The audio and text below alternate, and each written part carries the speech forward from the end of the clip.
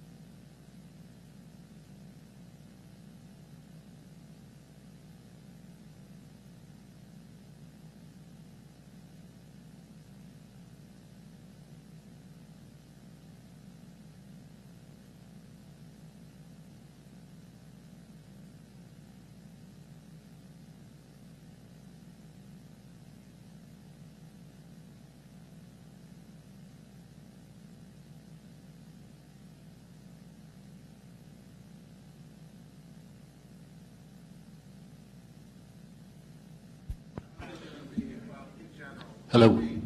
Hello. Good?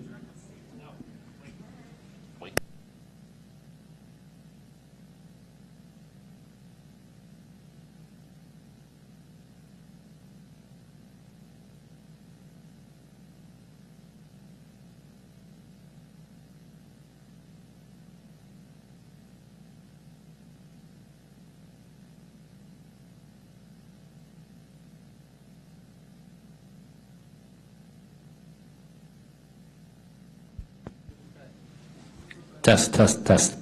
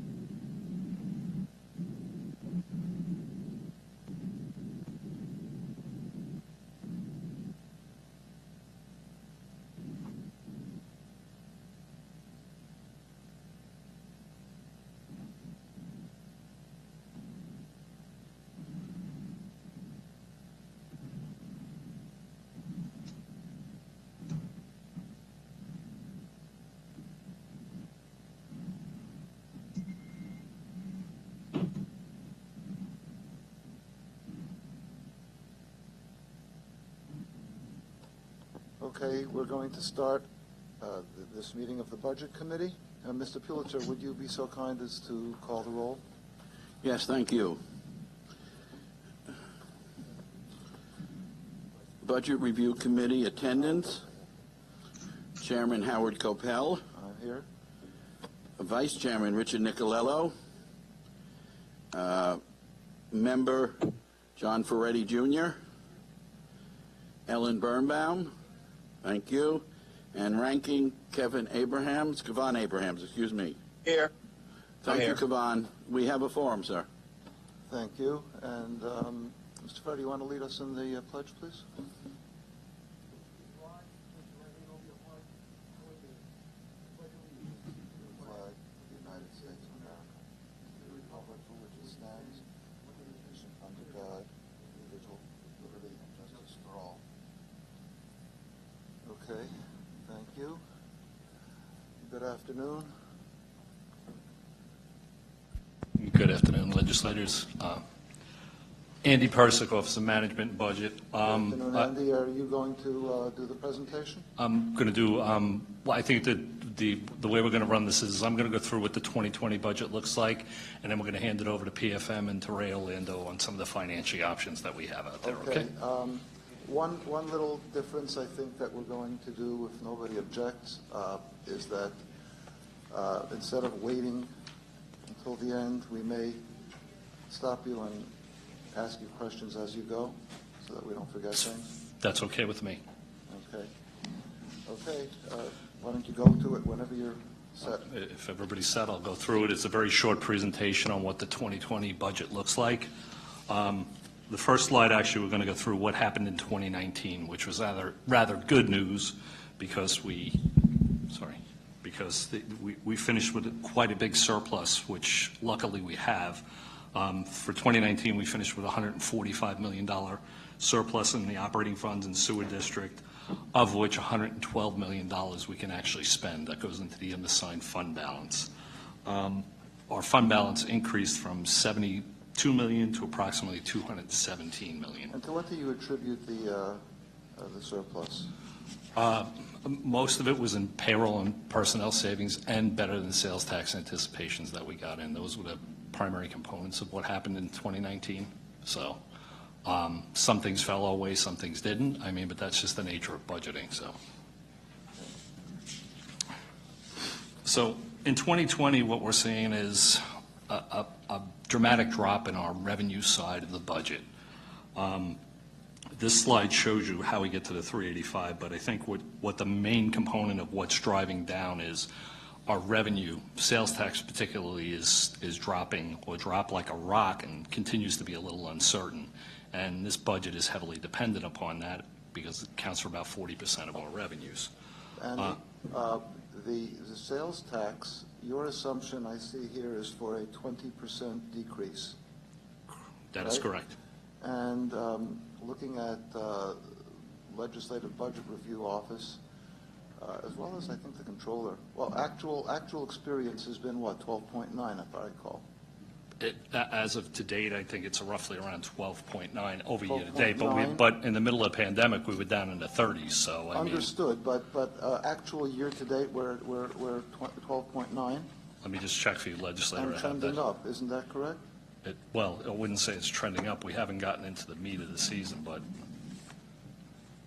it's approximately. Well, economic activity is trending up. The last check was higher, it was less negative, is what I can tell you. It was less Trending up negative. from the bottom. In other words, it's been increasing. Correct. It is up from the last checks. I don't know. I mean, we haven't seen a pattern yet, is what I can tell you. So why what seems like an excessively gloomy 20%? How does that? Why would you do that? Right now, legislator, I think we're being, it's not conservative. I think it's the unknown, because I don't think anybody can tell. This is something that we've never experienced before. I mean, I don't see the economic activity going to be robustly like I would call a V recovery. I think right now we're guessing that it's 20%. It could be 25, it could be 15, I think. Yes, but doesn't it seem more likely that it's going to be 12.9 or less at this point? Just based upon what we've actually seen, and what we're seeing in terms of economic Well, activity. Doesn't that seem more reasonable? Let's keep in mind, though, that the robust part of the sales tax, to me, comes at the latter part of it, which is the Christmas season. And we're not there yet, you know what I mean? I know the checks don't bounce that much, but I think Q4 will be a determining factor of what this looks like. And I can't tell you, with malls being shut down, with shopping and changing of spending habits, where the numbers are going to land. I think we have to estimate where we think is a pretty conservative number to make sure that we have enough. I hear you, but I don't understand at all the basis for that assumption. It doesn't seem reasonable to me, because, as I say, if we're 12.9, we're now thankfully at a below 1% infection rate in terms of testing and so forth. Economic activity has dramatically picked up since the depth of the economic activity recession, we'll call it, and we're trending upwards. It seems like it's. I think in order to achieve a 20% year-on-year decrease, we would have to go to God knows what. We probably have to experience a 30-40% drop now. I don't get it. I can tell you the unknown is what scares us a little bit about what's going to happen if we have the secondary wave. If it does come, then what? If we shut back down, then what do we do? I think we're seeing right now what's happening is yes, it's slowly to recover, but it's not going to bounce right back. And I don't know, spending and people's behavior has changed dramatically. So, I mean, a couple bumps that, maybe this last check was down only 11% compared to checks that were down 25, 35, 28, 36. Those were the checks that were coming in during the middle of the pandemic. I mean, I can't sit here and tell you that 20% is right, wrong. I'm coming up with an estimate that I believe is going to be a conservative way to look at this if things continue downward. We're trending good right now, but the uncertainty with this pandemic is clearly a financial. I mean, especially for municipalities. That would not be a reasonable basis upon which to take any drastic action yet. Well, remember, I hate to say it, but one of the jobs that we have to do is keep this budget in balance. I mean, and we have to come up with realistic projections to see where we're going to end the year at. And it's, like I said, I don't think there's anybody out there, an economist or anybody else, that's going to hit this number right dead square on. I think we're being conservative, maybe not conservative enough, but I think we're being conservative in how we think the number is going to land. Right. And it could be 18, it could be 22, it could be 14, I don't know. Okay. But I do know it will have direct impact on the economic. Okay, I don't want to beat a dead horse.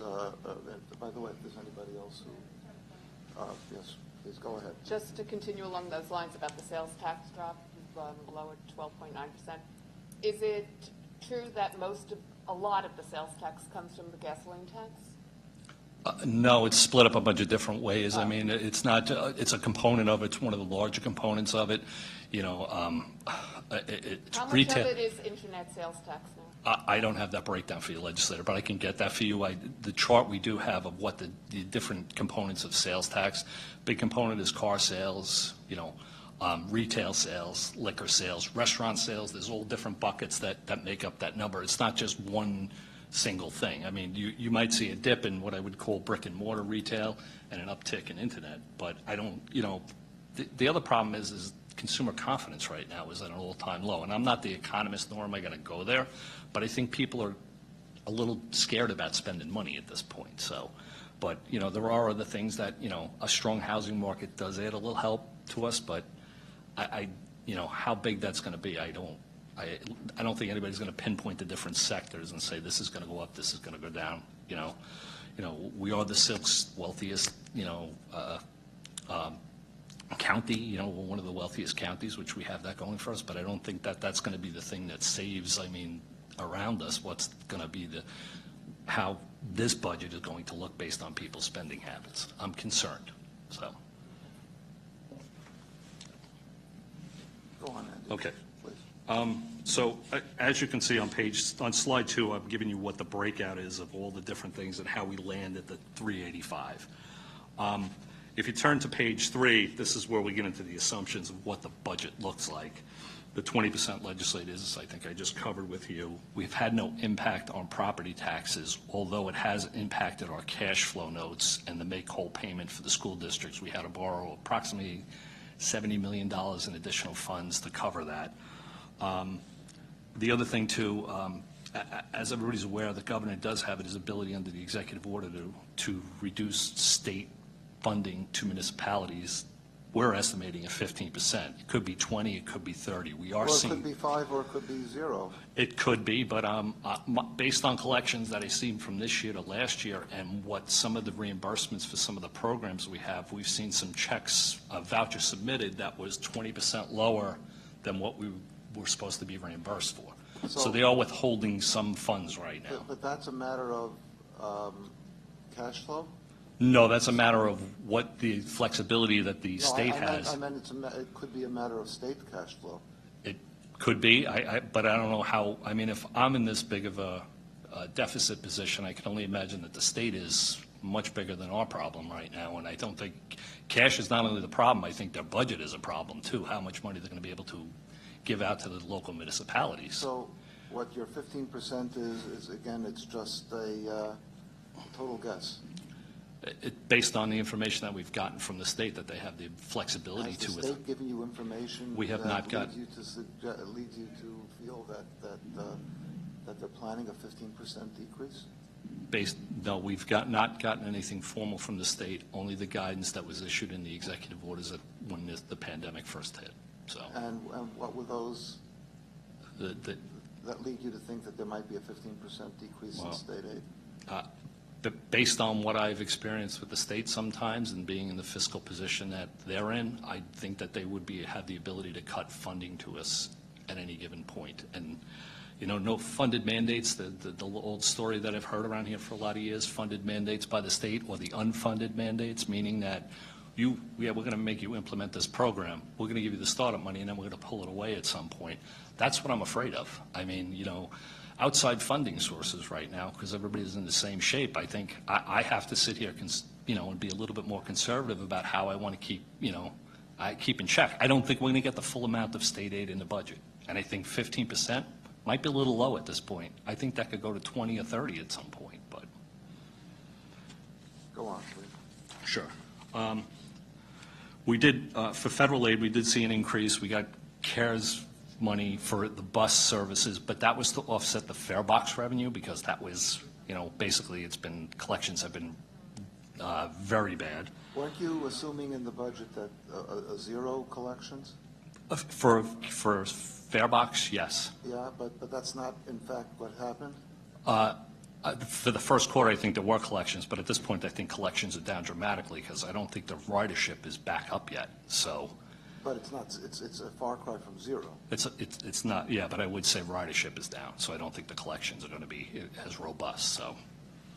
And federal aid, indeed, if Congress ever gets together, it may in fact, dramatically get better, it may increase. We are hoping that there is a solution in Washington. I mean, it's not something we want. We would love that, but you're going to hear hope's not a strategy. And the way things are going down there right now, I don't know when, if anything, is going to be sent to the local jurisdictions, and how much that will be. The holes we're talking about is, it's pretty significant. So, Andy, would you agree at this point that basically a lot of the budget is almost pointless? I mean, it's just based on guesses?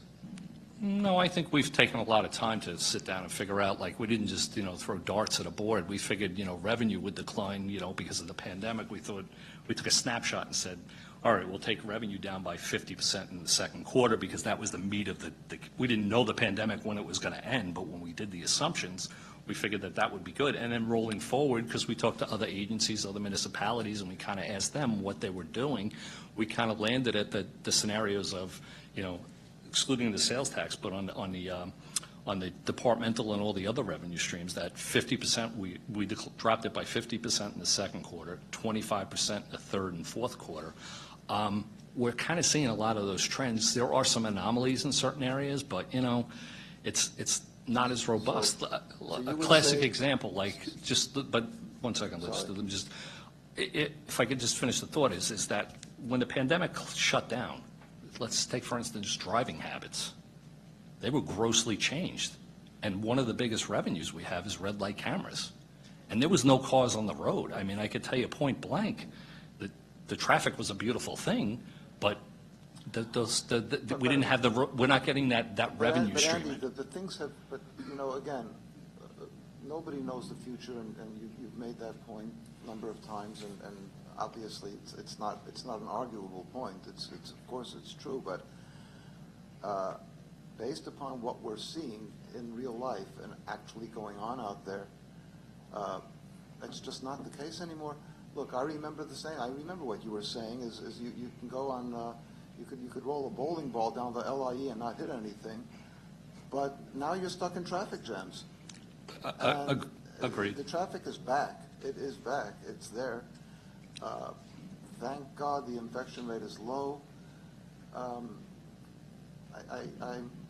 just afraid that your assumptions are, I understand your desire to be conservative and responsible and so forth, but I think they're very excessively gloomy.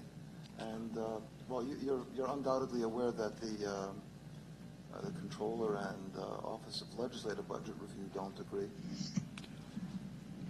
I saw the reports late on Friday. There are some, I mean, the biggest changes I saw or the differences in the report were, one was the sales tax assumption by about $20 million, give or take.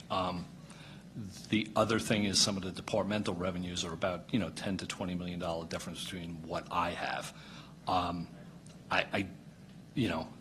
That said, I don't think anybody can sit here right now and think, let me put it as far as an economic activity. If you have a restaurant right now, and just think about this, you're at 50% capacity.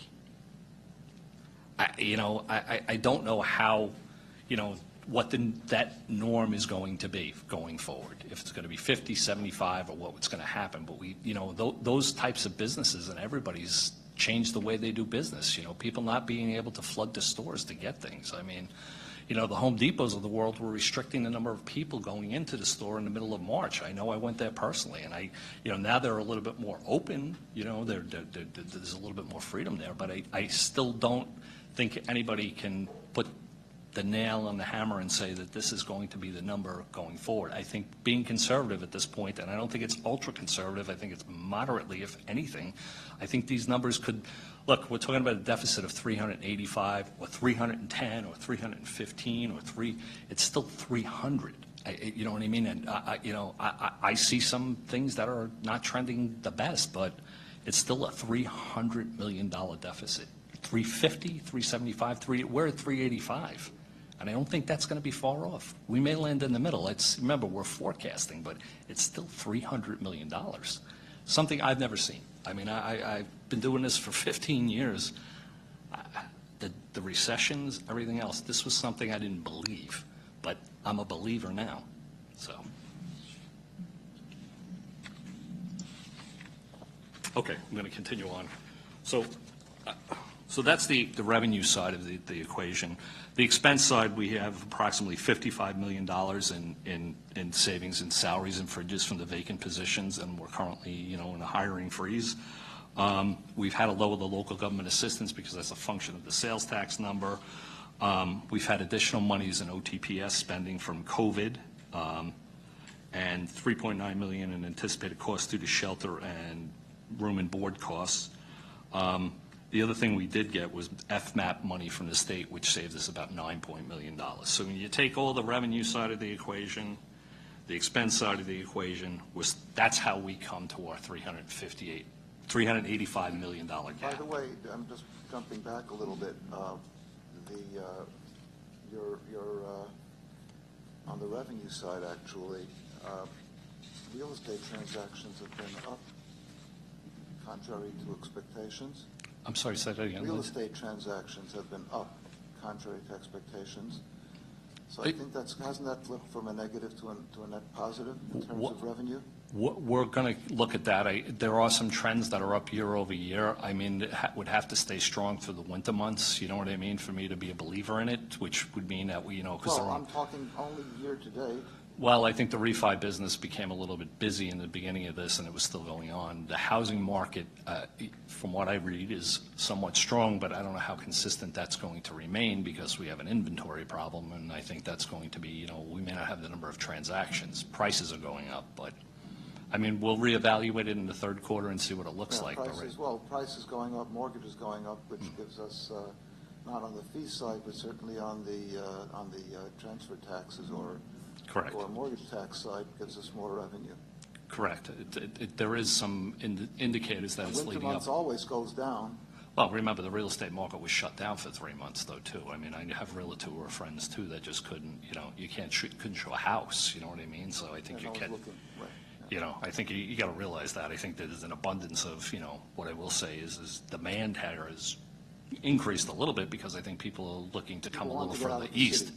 Yeah, people want to get out. They want to come. It's the old pattern of how Nassau County and Suffolk County started. You left the city, you came to the Nassau, and then you moved out to Suffolk. So getting back to it, that's how we landed the $385 million budget gap. On the next slide, this is, I think, the crux of what we're going to talk about today is okay, so how are we closing the gap? Well, thank goodness 2019 finished better than we anticipated at $112 million in surplus, which we have to use this year. We have a plan to spend the $103 million in CARES funding as a result of the pandemic. We've done a couple other little things that, thank goodness, we have. We have the PEG program, which we've kind of went to the agencies and asked them to cut their OTPS and some of their overtime and seasonal budgets to come up to about $25 million. We have money in the litigation fund, and we have the $15 million from the workers' comp. In addition, we have about $32 million in old capital closeout programs that we're hoping to use to close out, old projects within the capital fund that will be a revenue stream to the general or police district fund. So, on slide 6, I'm just going to give you a snapshot of what I think the Well, before you get there, Sure. that debt service savings, let's talk about that a bit. Can we put that a pin in that? Because we're going to bring up PFM, and I think we can have a more structured conversation about that, if that's all right with you guys. I mean, yeah, if you, I think that if that's fine. I mean, if you want me to. We'd My, like, my preference would be the administration gives this presentation, then we have speak to PFM. Okay. If you have multiple people, I don't think you're going to accomplish anything out there. No, it's just me and PFM, and right, so that's why, so. Go ahead, I'm sorry, legislator. I think the $75 million question is what's on this piece of paper. I think what I'm saying is I think we'll just put it on the side for a minute. We can discuss that a little further in the future if that's all right with everybody here. and you'll still be at the table? I will be here, yes, sir. Okay. Not running away.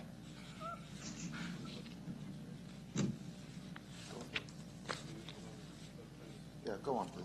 Okay, so current events. Here's what's happening. We did receive surprisingly $4.8 million from OTB for VLTs, which is great. But I also have to refund, because the SCAP grant, we were overfunded, and they did a reconciliation. We have to give back $3 million. In addition to that, police terminations are running a little bit at a higher rate than last year. So I have a little bit of risk, not only there, but an overtime cost that I'm going to have to evaluate in my August projections. So that, in a nutshell, is how we calculated our $385 million debt that, I think, I've given you the funding sources for part of it, but we don't have the gap closed, and I think that's why we're going to discuss the next piece of this, which is the NYFER debt restructuring, so. If there's any other questions for me, I will. I do. And Okay. I know that Mr. Orlando's also there remotely, so to the extent either one of you can answer these questions, I appreciate it. That's the one point I would make to start off with was with respect to the surplus in 2019. I mean, the county has become more and more reliant on sales tax revenues, which we've all been very grateful and thankful for. It eases the burden on the property taxpayers, but there has always been a risk with becoming overly reliant on sales taxes, which is that when the downturn hits, it becomes a major problem for the county. We saw that at the end of last decade with County Executive Swazi. Nobody anticipated a pandemic, obviously, but the reliance on sales taxes created a greater risk. It created that surplus in large part, but it put us in a risky position. Now, we all understand that the county is facing difficult times, and that COVID-19 and the lockdown has created an extreme fiscal problem for our county, as well as probably every local government throughout this country, more so here in New York. We also understand that the county is going to have to consider a variety of options to deal with the crisis. And some of these options should be avoided if at all possible. So the legislature has been seeking additional information so that we can make intelligent decisions and choices, and the county can make intelligent decisions with respect to its responses to the budget crisis. So far, we have been provided with a 15-page PowerPoint, apparently provided by the Office of Management and Budget, a spreadsheet analyzing if NYFA refinanced its own debt as well as the county's debt, and now, in response to subpoenas, PFM's analysis of the county versus NYFA refinancing, as well as recently an analysis of short-term options in connection with upcoming NYFA debt service payments. So my question is there anything else that the administration has in terms of analyzing analysis or reports with respect to the budget, with respect to possible restructuring of debt alternatives? So is there anything else besides what's been given to us? 15-page PowerPoint, a couple of pages of a spreadsheet, and now this PFM communications. From my perspective, this is all that we have in front of us. Is the information that we provided to you is all that we have. There's no other, bucket of money that we're looking to do anything with. What does PFM do for the county? There are financial advisors in our debt deals. There are the DFA, as we call them.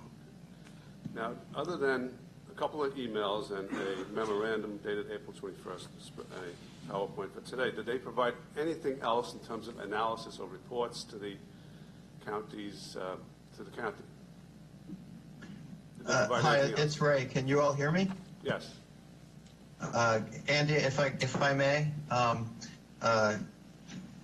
hi, Legislator Nicolello. We went through all of the documents that PFM had provided to us, and these are those documents, are the ones you have. The only other analysis that they've done for us was related to the takeout of the bond anticipation note that was due back on June 1st, and the sale of the revenue anticipation notes earlier this month.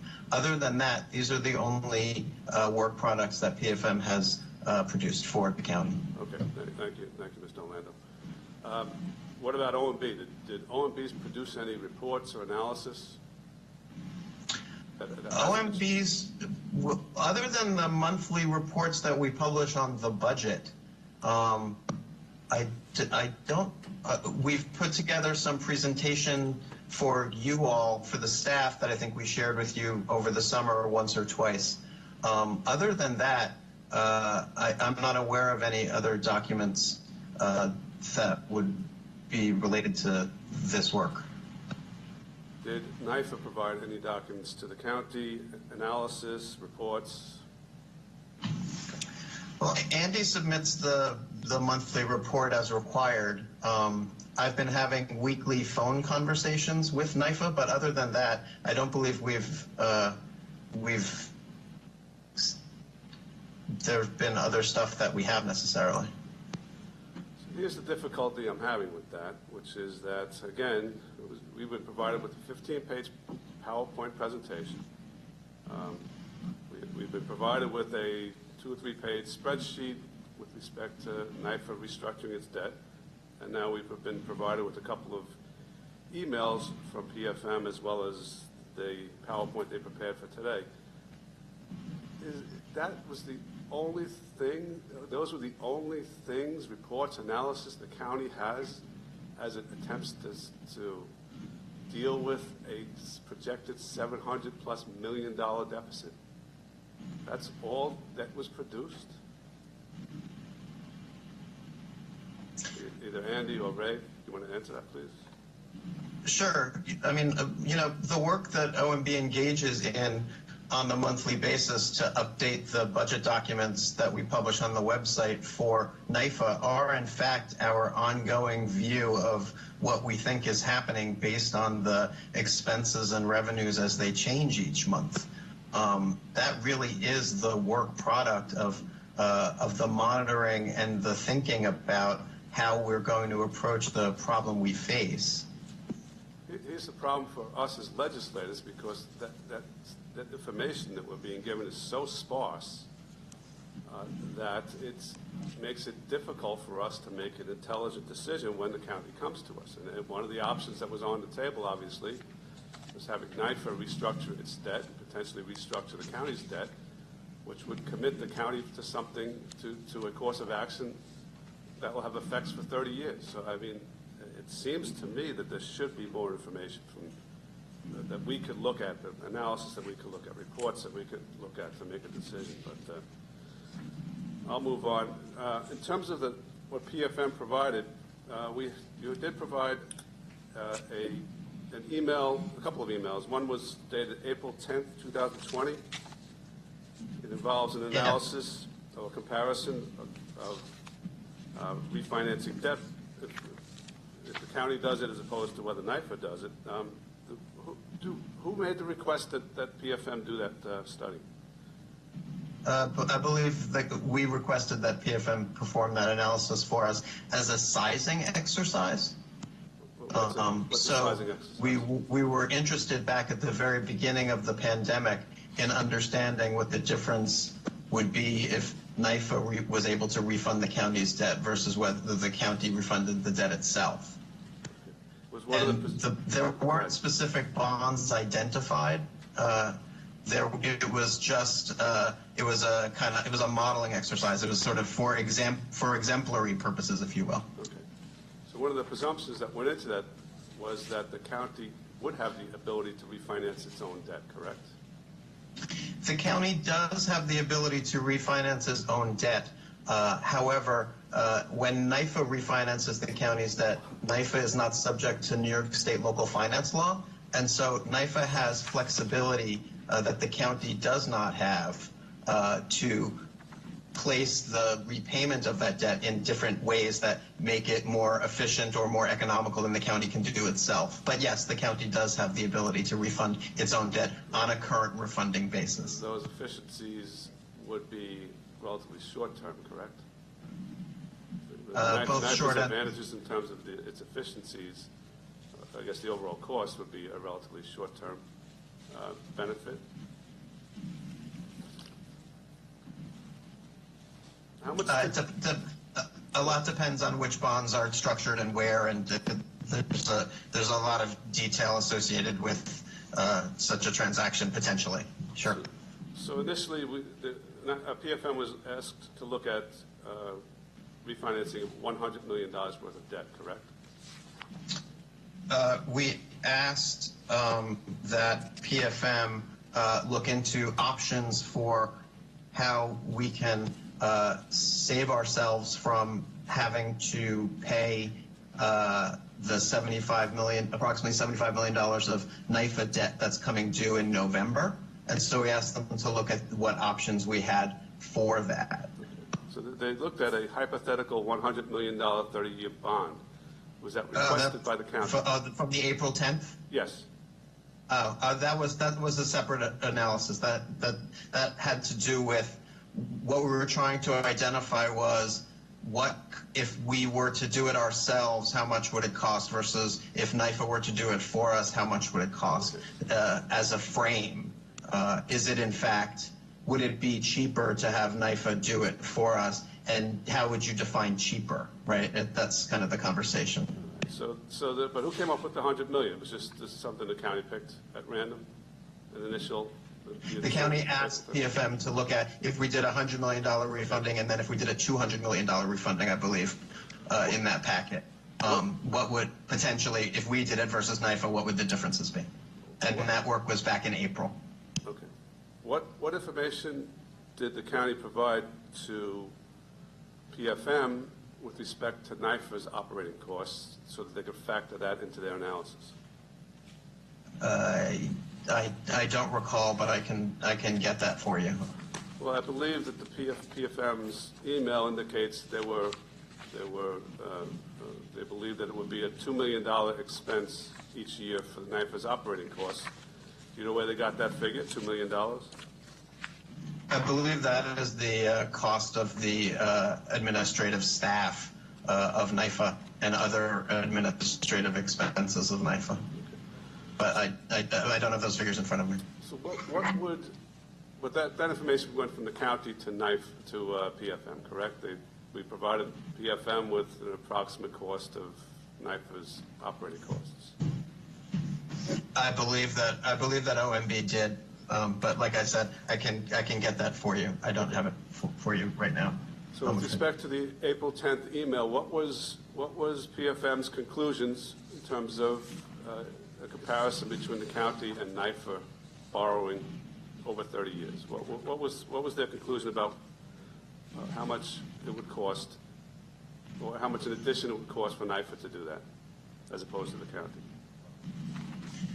I believe that if the county I believe that there were a variety of things happening, right?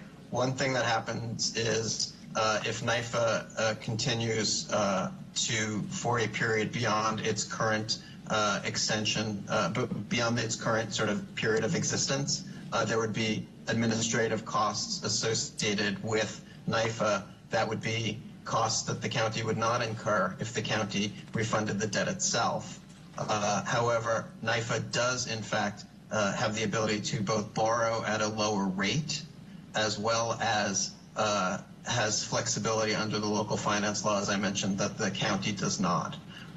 So a lot of different things go into the sort of the measure, but there are, in fact, expenses that NIFA, that the county would incur on behalf of NIFA if NIFA, in fact, did refund the county's debt as opposed to the county doing it itself. Yes. Thank you. But getting to their conclusion, PFM indicated that overall issuing through NIFA would cost approximately $44.7 million more over the life of the bonds than issuing through the county, correct? So I believe that's what the memo says, yes. Okay. Do you have any reason to doubt that that was accurate? No, as I said, the expenses of NIFA would be incurred if NIFA were used to refund the county's debt that the county would not face if the county, in fact, refunded its own debt. Okay, so even though there are efficiencies to borrowing through NIFA, obviously because of their ratings better, et cetera, over the life of the bond, if it was $100 million, it would cost the county and its residents $44.7 million more, correct? Using the data at that time, yes. Okay. As a frame. But again, it was for sizing purposes. It's not associated with specific bonds, and those numbers would change if we were to sort of identify, which payments and where they were structured and stuff like that. So the county went back to PFM and asked them to rerun the numbers with the full $400 million of NIFA's capacity to borrow, correct? I believe so, yes. With that larger number, it would still cost more to the county over the course of 30 years to have NIFA do the borrowing, correct? Yes, because of because NIFA, compared to NIFA going out of existence, NIFA's continued existence under a refunding scenario would in fact lead to costs that the county wouldn't be able to, wouldn't have if the county refunded its own debt. However, again, a lot's going to depend on which bonds and where they're placed and how much. But as a frame, yes. How much would the county have to refinance through NIFA for it to become more cost effective? over 30 years. I'm sorry, can you repeat the question? I apologize. How much total would NYFA have to borrow for it to become more cost-effective for the county over 30 years?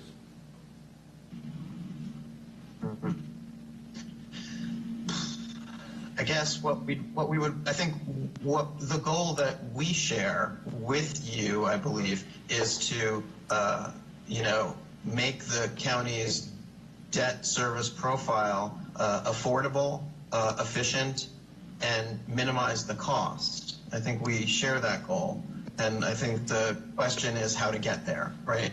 And when we're weighing all of our various options, I think it's important that we keep track of all of the different strands of what's going on.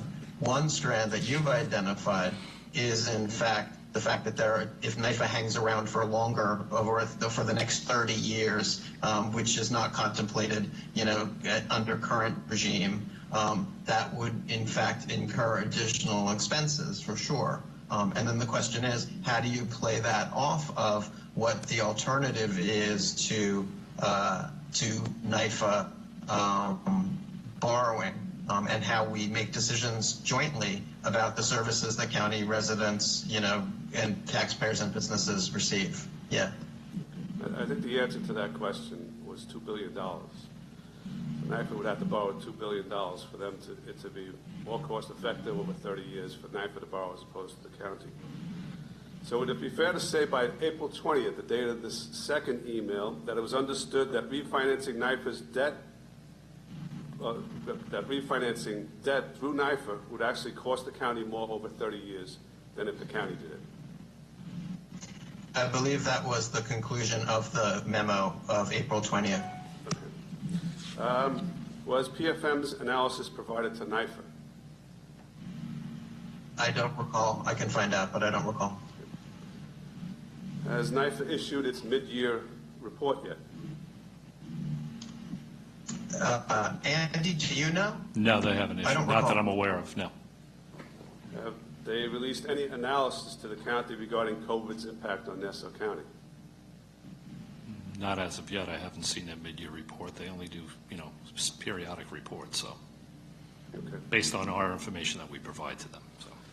All right. So as of April 20th, based on the analysis that was done by the county's financial consultants, it was understood that over 30 years, having NYFA borrow instead of the county would cost the county more.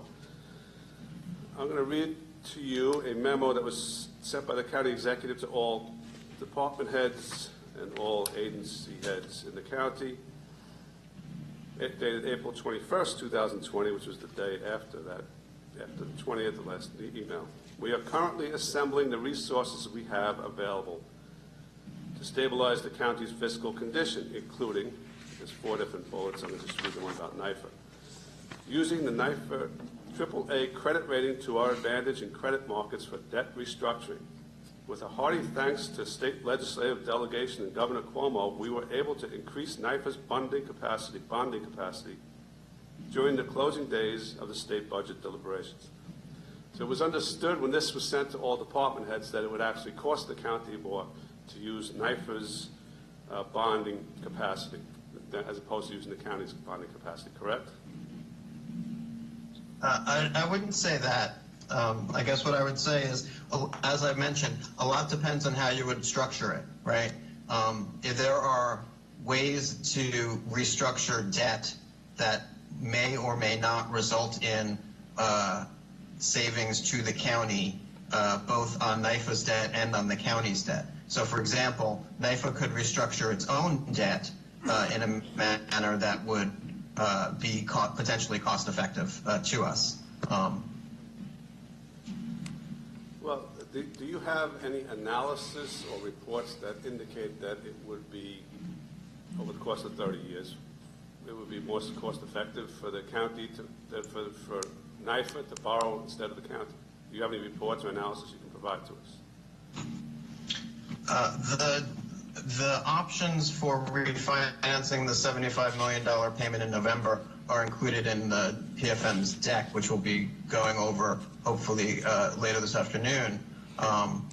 And those options in fact, may result in savings to the county in a manner that we think is constructive. We'll go over the short-term borrowing options that was analyzed by PFM, but do you have any documents or reports or analysis that say it would be more cost-effective for the county, for NYFA to borrow as opposed to the county over the course of 30 years? Over the course of 30 years, I'm not aware of any analysis that shows that. And For you NYFA mentioned to having refinance NYFA the county's debt. You mentioned having NYFA restructure its own debt, correct? As a possibility? What we're hoping to do in 2020 is have NYFA restructure its own debt in a manner that saves the county $75 million in 2020. That's correct. Okay, all right, but I think you're alluding now to the potential short-term options that were proposed Yes, by PFM. that's correct. Okay. Yep. But if NYFA were to restructure its own debt with 30-year bonds, it would in fact tie the county to NYFA for those 30 years, correct? If NYFA were to issue debt that went out for 30 years, then the county would, then NYFA would presumably be around for that period or for whatever period until those bonds are paid off. Okay. All right, I'm going to go to the PowerPoint presentation that you provided to the legislative staff on June 30th. It's a 16-page document. And on the executive summary, which is page 1, the fourth bullet says, without NYFA, the county would have to implement drastic cuts in services. What is that based on? We've already established that over the course of 30 years, it would be cheaper for the county to refinance debt as opposed to NYFA. So now you're representing to the legislative leaders that without NYFA, the county would have to implement drastic cuts in services. Can you explain that statement? Yes. The county does not have, our gap closing plan for 2020 assumes that NYFA's debt of $75 million due in November is restructured to a future period. In the absence of that action, we believe that we would have to reduce spending in 2020 in order to maintain budget balance. We don't have any additional, we've sort of, worked through all of our sort of gap closing plans, and this is our plan. Our plan includes $75 million. We would in fact have to take an additional $75 million of expense actions, which would damage services to county businesses, residents, and taxpayers, we believe, in 2020. But this is saying that NYFA, basically NYFA restructuring is the only way we could implement drastic cuts in services. Isn't there a possibility that the county could restructure its own debt? The county does not have the ability to refinance NYFA's debt. Does the county have the ability to refinance its own debt? I don't believe that there is a sufficient amount of debt available to us for the remainder of the year that has not already been taken care of. So I don't think it's a solution for 2020. Okay. Is it a potential solution for 2021?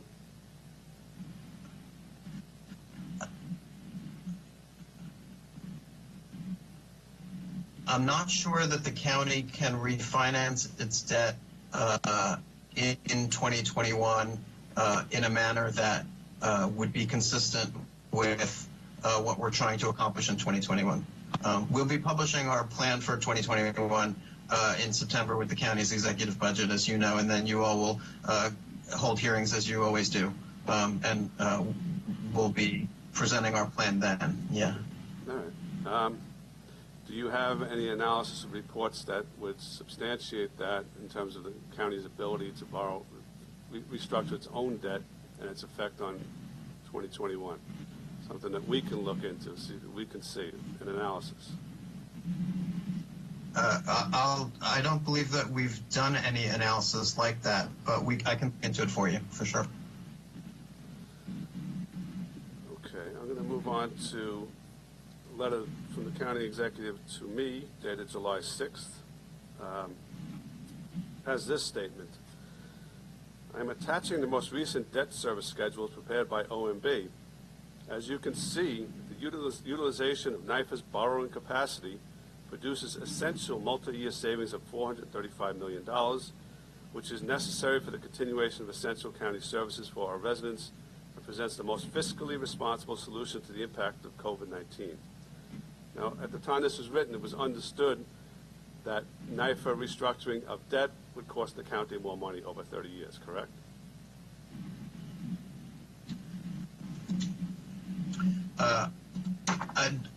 What we've been trying to solve for all along has been how do we save ourselves $75 million of NYFA debt service due in November? That what we are trying to do is, and the task that we asked PFM to perform, in fact, and is included in the deck, is in fact an analysis of how can we refinance this $75 million payment to a future period that is not 30 years, in fact. When was And that? that is what we're trying to do. Okay. All right. I think that's something that we're on board with in terms of limiting it to a short-term borrowing as opposed to a 30-year borrowing that keeps NYFA around for 25 years more than it's supposed to, or they should be. When did you ask PFM to do the analysis in terms of the short-term measures? Sometime this month. August or before? Yeah, July, August, end of July, early August, yes. I think end of mid to end of July, if memory serves. Okay. Who submitted that request? Was that your office? Yes, I believe we asked PFM to perform that analysis, yes. We have a 4-page undated document from PFM that was provided to us earlier last week. When was that provided to the county? There's no date on it. It's addressed to you. It's from PFM, NYFA 2020 refinancing.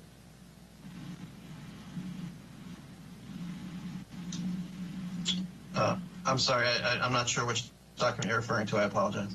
I mean, actually, it's the 4-page memo that PFM did. I mean, they only produced 2 things recently. It's the memo. Okay, it's the memo laying out the options. Yes. Right. When was that? When did the county receive that? I believe we received it. I want to say last week or the week before. In the last 2 weeks. Okay. Is there anything that you have that could tell us? Maybe obviously, if you don't have it now, can you get that information to us? I'm sorry, can you repeat that? Sure. I mean, if you could let us know more specifically, and obviously if you don't have it in front of you, you can provide it. Sure, yeah, absolutely, yes, absolutely. I'll let you know exactly when, yes. And just in general terms, PFM's conclusions with respect to short-term options and refinancing of NYFA's $75 million obligation this year. Sure. So to summarize the PFM deck briefly for you, the PFM deck looked at 4 options, and the option that we are proposing is an option that is a conversion and a tender. And that option, in fact, takes the $75 million payment, which is a sinking fund payment due in November, and we would renegotiate with we would ask NYFA to renegotiate with the letter of credit bank, which provides the liquidity on that variable rate bond, to eliminate the sinking fund requirement, and then make the bond due and payable at maturity next year. So it would move the payment from fiscal year 2020 to fiscal year 2021. That is the lowest cost option, and we believe the simplest transaction to perform, and does not require NYFA to borrow any money. Which one of their options was that? There's 4 options. I believe Mary Francoeur from PFM is there. I believe it's option 4, Mary. Is that correct? Andy? We can get into that later. I'll finish up. I Yeah. believe it is. Mary's coming up now, so. It's the tender and conversion of 2008B bonds. Okay, I think we can get to Mary in a couple of minutes. I think I just have couple more questions, then we'll get to the Okay, sure. part of it. And I'll let I mean, I'll pass it back to the chair. Now, are you aware that the Office of Legislative Budget Review, as well as the Comptroller's Office, has projected that the according to the report from the OLBR, that it may not be necessary for us to, let me just say it this way, that we can potentially close the gap completely with the gap closing measure that you've identified with current trends and with their analysis without reference to the $75 million savings from KNIFE. I mean, both the Comptroller and OLBR indicated that can be done. Is that an option you're looking at? We agree that, in fact, there are ways that would, we agree. But the first and best solution, I think we all know, is federal aid, right? We are all supporters of additional federal aid. That would make our lives and all of our lives so much easier, right? 1,000 times easier. And we could be having sort of different conversations, all of us together. Unfortunately, based on the weekend's activity, I think that is less likely than perhaps some of us might have hoped. Probably all of us might have hoped. But yes, if there were to be a big slug of federal aid, then some of these actions that we're proposing to take might not be necessary. But we're in a very difficult forecasting period because, as Andy has mentioned, we've never seen anything like this. We've never seen the economy shut down like this, and we don't know what the recovery is going to look like. It's probably pretty damaging to Nassau residents who are relying on the unemployment benefits, which have run out. It's probably damaging for a variety of other programs that have sort of, not been renewed or continued. That's probably going to impact the third and fourth quarters potentially. In addition, as Andy mentioned, there's a risk that although we've had, great success here in New York at managing the pandemic, there's a lot of fear about the future in the next few months and what might happen if, in fact, it came back and we had to go back to earlier phases and potentially even lockdown phase. So I think there's a lot of uncertainty out there. And, no one is more hopeful than I am that we can get some federal aid to help us, replace some of this lost revenue that we're seeing.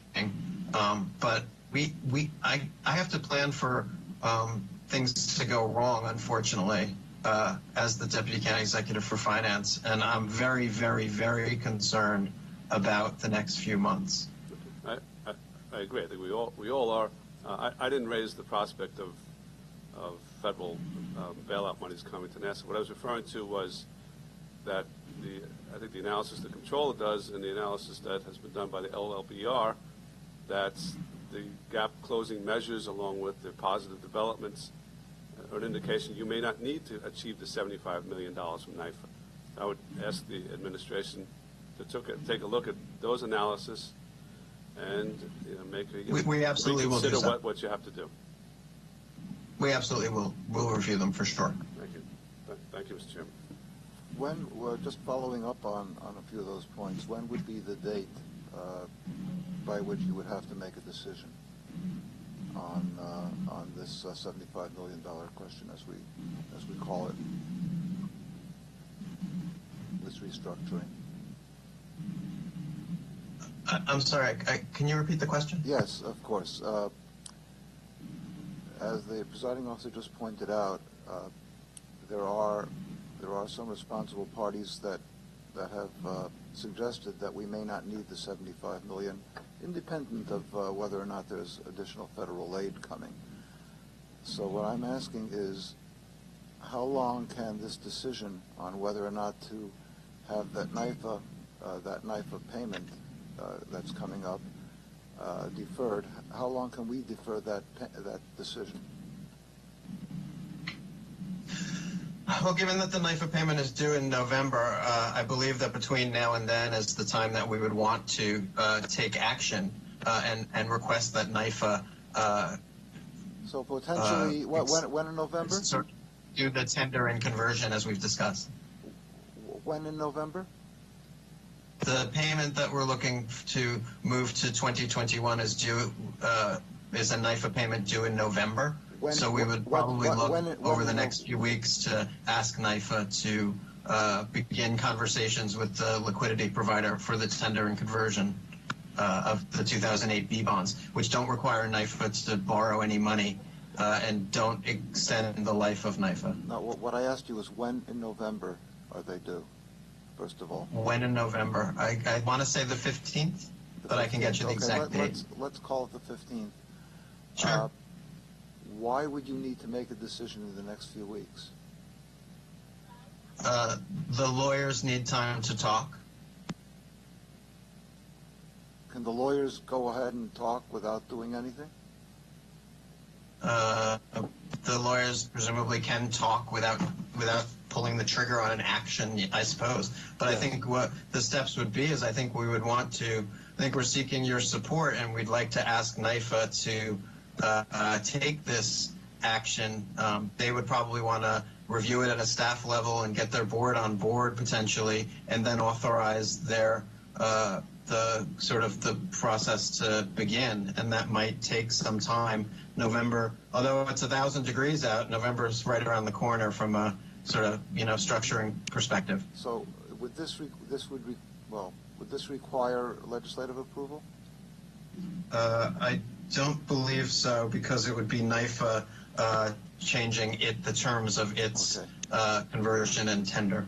So can I ask you this?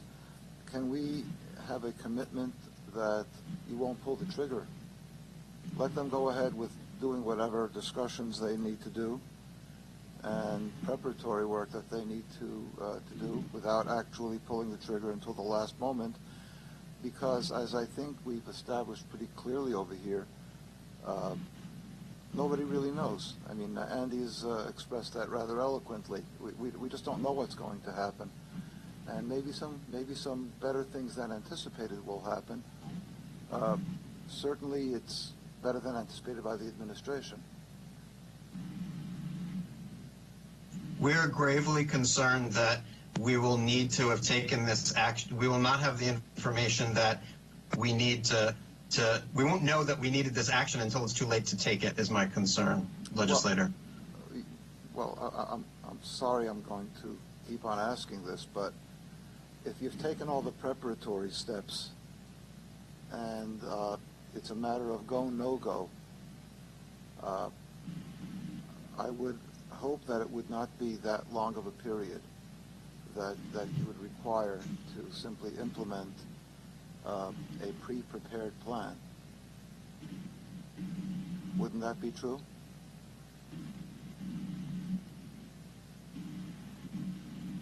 I'm sorry, can you repeat the question? Okay.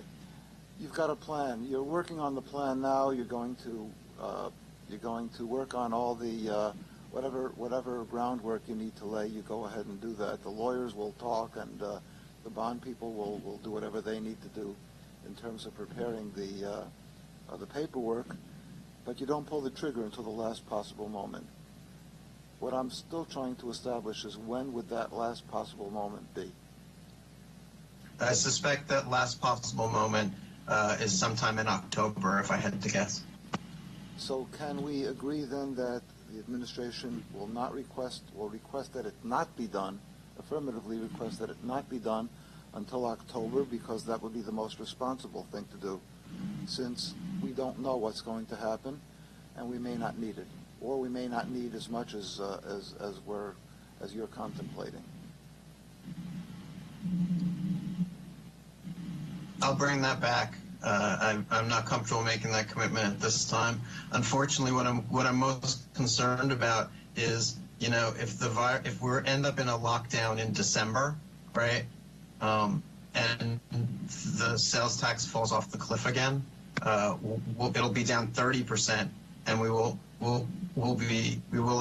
have lost the opportunity to do the $75 million transaction, and we'll be in an even worse condition than we are. No one was but I'll asking bring it you. back. I'll let you know. We'll let you No know one was for sure. asking really to wait until December. I mean, we're talking about October, when I think that you said it would still be doable I don't see.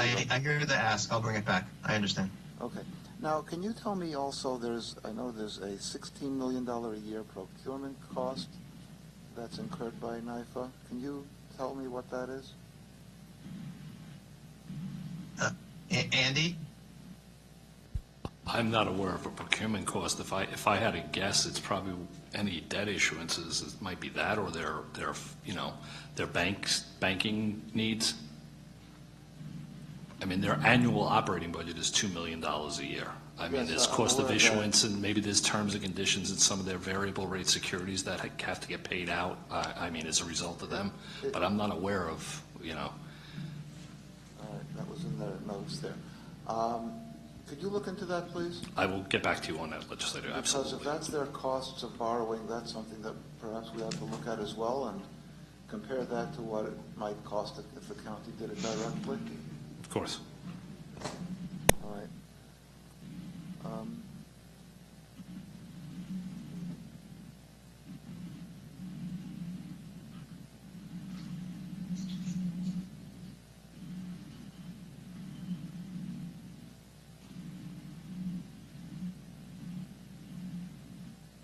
All right, I've been handed a list of costs which come to not 16 million, I'm sorry, but it's 15,397 and change of various costs associated with procurement contracts for the period of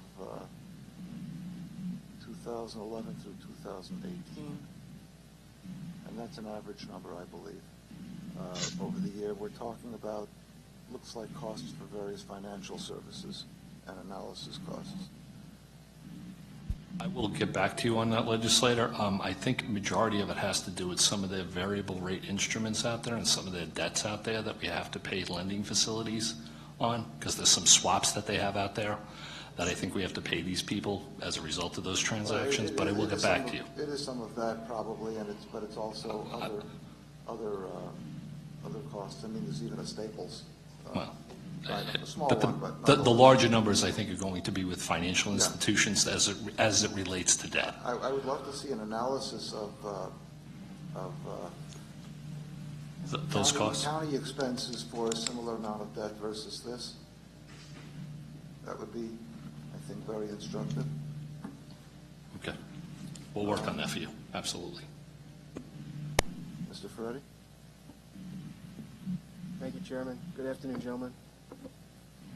I do have some questions. I might hop around on a couple different topics. A lot of my questions that I had, the presiding officer and Chairman Coppell already asked, so I'll probably be fairly quick, although that's the kiss of death saying that, but that's what I'm shooting for. I'm referring to the April 10th and April 20th, 2020 reports, correspondence from PFM to OMB. Was PFM's analysis, April 10th, April 20th, included in any report or update provided by your office to the legislature until it was released to us after being served with a subpoena?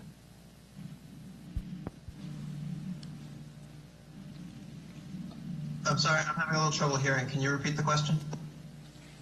Yes, I'm referring to the April 10th and April 20th email with the report from PFM to OMB. That's what I'm referring to, those two The sizing correspondence. memo, yes. The Okay. refunding sizing memos, okay, yes. Yes, so my question is, were either of those emails or both, and the analysis attached, included in any report, update, or anything else provided by your office to the legislature until it was released recently after being served with a subpoena?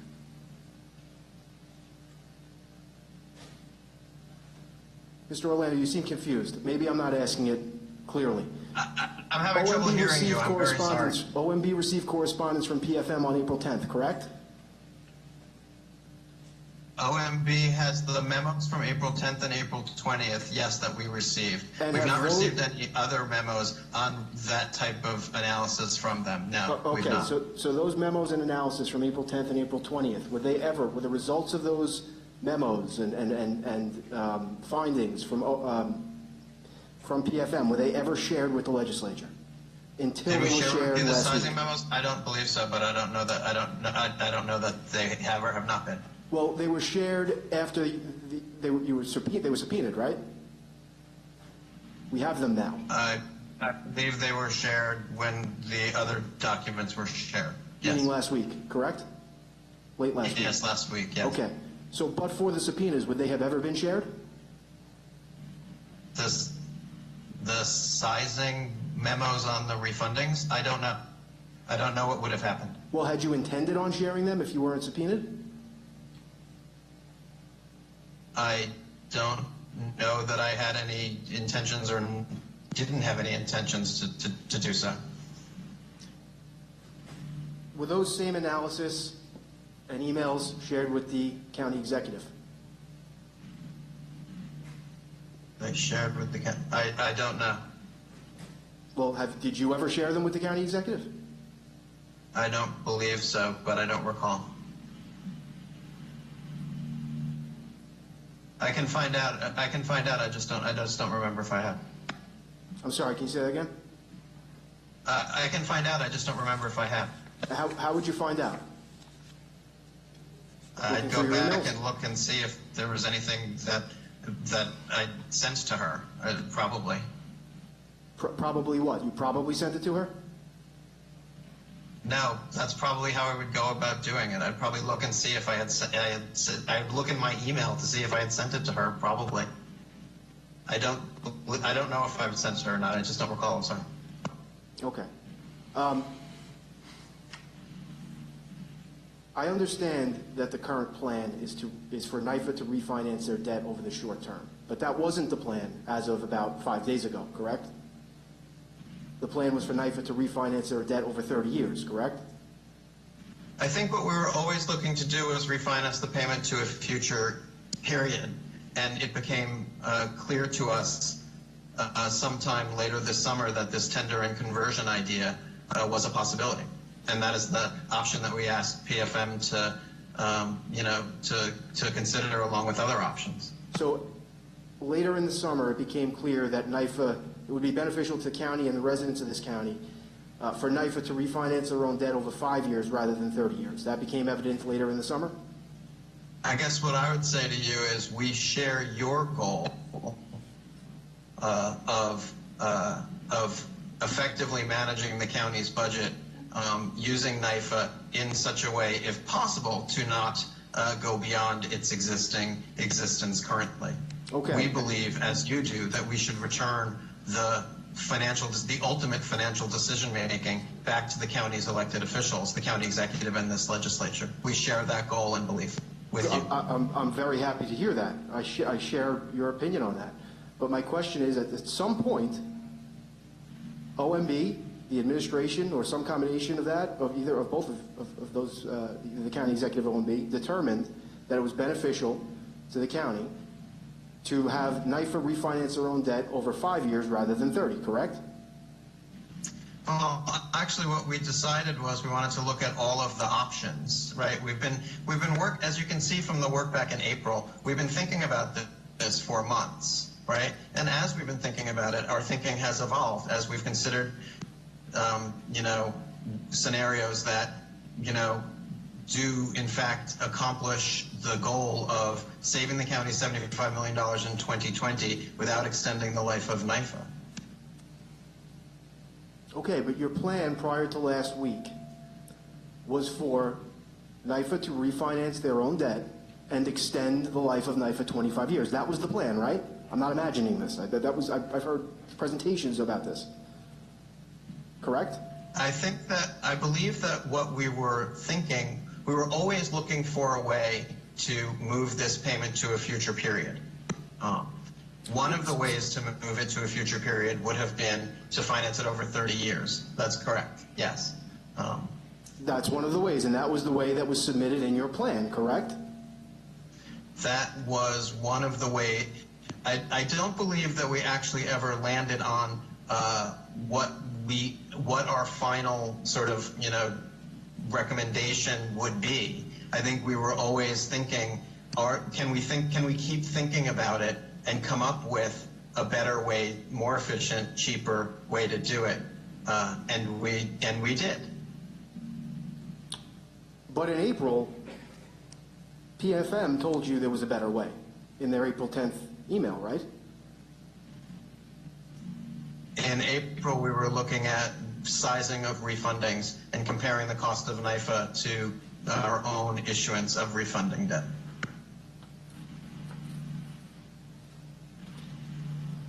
When we talk about NYFA, their current budget is $2 million. Is that correct, Mr. Persick? I believe those are the administrative costs of NYFA, yes. Okay.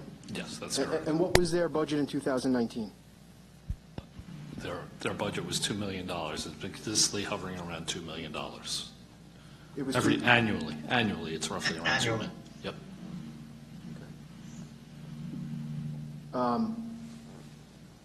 In PFM's analysis from back in April, did they incorporate any growth of NYFA's budget over the period for which they did their analysis? I don't recall. Mr. Persick, do you recall? I don't recall. Although I believe that NYFA has been budgeted at $2 million of administrative expenses. Andy, is that what it's been spending? It spends sometime, it's usually under the $2 million annually, but they do, their budget is approximately $2 million, and it's been consistently that way for the 5 years that I can recall back, so. Mr. Persick, referring to those 5 years, has their spending increased every year? I can't answer that, legislator. I have to go back and look. I don't think they've ever exceeded their budgetary capacity, though, if you're asking me that question, no. But I don't know the actual numbers historically. Some have gone up, some have gone down. They've had some staff turnovers and stuff like that. They've, have outside council fees that have gone up or down depending upon what's happening. So I don't know if it's gone up or down. But Okay. I could get that. I'll get that information. How about for you. 19 to 20? I'm sorry, 18 to 19. I don't recall, legislator. What's NYFA's debt ceiling?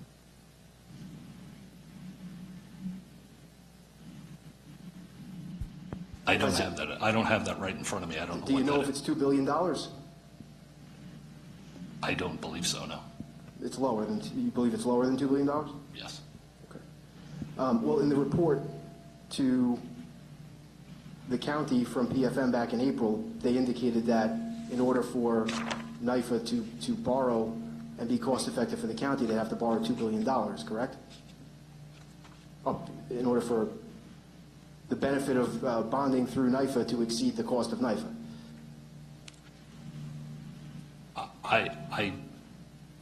If that's what the analysis said, then yes. So I don't think the capacity was there in order for them to effectuate to do the restructuring if they only had capacity of less than $2 billion. So they don't have the authority to go up to $2 billion, I don't believe. Okay, so I just want to be clear, and Mr. Orlando, maybe you can answer this. The county executive and the administration did propose a plan to fill this gap, correct? This summer? There was a plan. There still is a plan, but that plan has changed, correct? The plan has evolved. Okay, the plan has evolved. We've landed on a final plan on how to restructure this $75 million payment. Yes. Okay. And when did you land on that change? Earlier this summer. Meaning June? Possibly June, probably more likely July. Okay. Have you ever represented to this legislature that NYFA restructuring their debt over a 30-year period was the only way to fill this gap?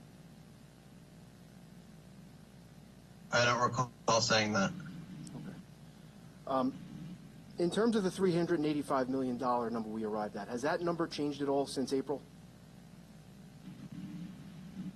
I don't think, Andy, has it changed since April?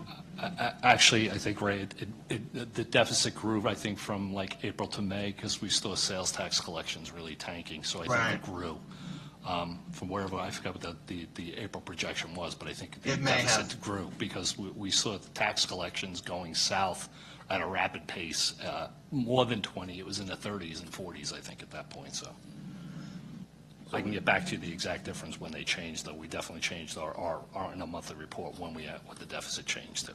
Okay, was any other number ever presented to the legislature in terms of the 2020 gap? I don't recall. I don't recall either, so. So have you reviewed Comptroller Schneerman's mid-year report? Both of you or either of you? I have not had a chance to review it yet myself. I have not either, briefly, because it came out late on Friday, so I mean, we're still noodling through to see what they actually, some of their assumptions are, so. Okay. How about the OLBR estimate of the budgetary gap? In depth of analysis of some of their assumptions, I can't say that I know what makes up the components of their differences to ours. On the surface, I can tell you the largest two things are sales tax and departmental revenue, the two different components that are different than my projections, so. Okay. Specifically, when it comes to departmental revenue, where are the differences?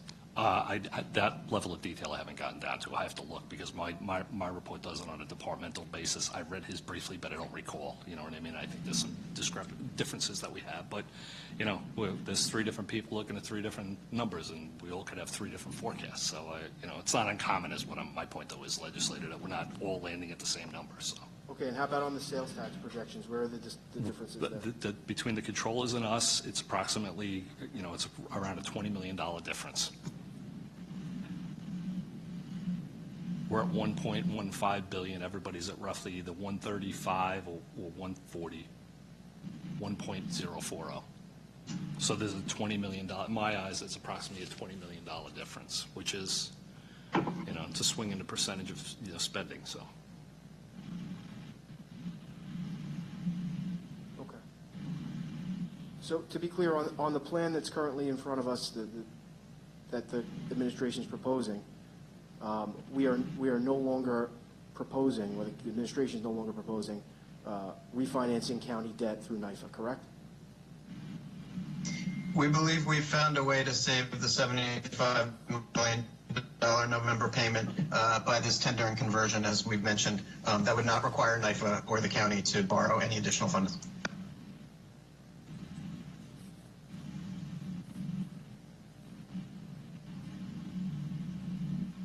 And so when the county executive indicated back in July, and I'm quoting from a Newsday article, it is important to keep in mind that every dollar saved by utilizing NYFA can be applied to avoid cuts to vital services in the county workforce.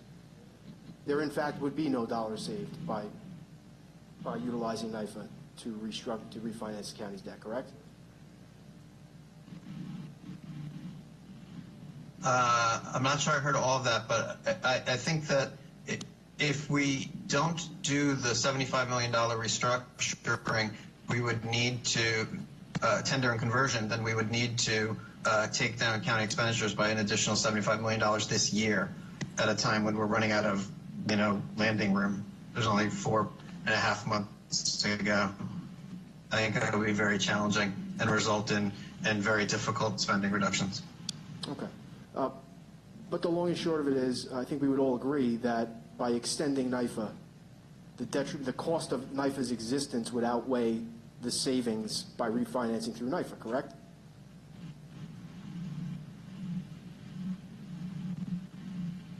Right? We agree with the April determination by PFM?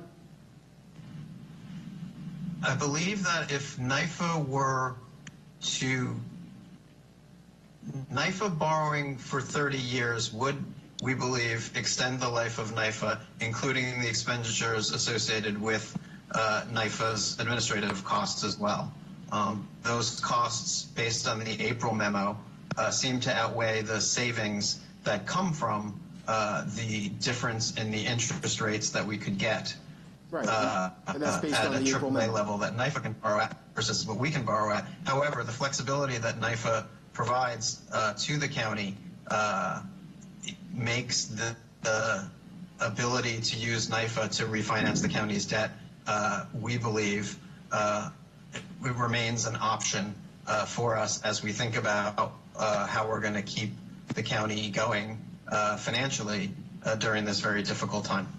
Okay, so it sounds like you agree with my position and PMF's position back in April that extending the life of NYFA, the cost of doing so would outweigh the benefit of refinancing through NYFA. I think that's what you just agreed with me, correct, Mr. Orlando? I wouldn't put it like that, to be honest. Okay. I think what I would say is that looking at the totality of what NYFA can do for the county, we would not want to eliminate as an option today the potential for NYFA to borrow long-term. Obviously, as I mentioned earlier, all of us would prefer that federal aid come to our rescue as we require in this very difficult time. In the absence of federal aid, we believe that we found a way for the $75 million payment in 2020 to, in fact, be moved via the tender and conversion in a manner that doesn't require NYFA to do any borrowing, doesn't extend the life, and we're working right now to put together the next year's budget. Okay. I'm going to pass it off for now, but I may have a few more questions in a minute, Chairman. All right. I just want to follow up just really briefly, and then I'll turn it over to the presiding officer for some questions. The payment of $75 million that's due in November, we said, let's just say November 15th. Is the borrowing a matter of legal requirement for any reason to do it before that, or is that a matter of cash flow, or cash position, I should say? What it will do is, moving the payment to 2021 will release an additional $75 million of forecast sales tax revenue that would otherwise have gone to NYFA to pay for this cost. That money would come to the county instead. No, that was not my question, and I'm sorry. I'm sorry. Maybe I wasn't clear. My question was this. The timing, it relates to the timing of that restructuring. Yes. Okay? So my question is whether the timing of the restructuring has, for any reason, needs to be done prior to the due date of that slug, the $75 million payment. Does it need to be legally before that, or is that simply a matter of the county's cash position at that time? In other words, the restructuring could, if the county has cash sufficient to make the payment, could that borrowing be pushed even beyond November, let's say?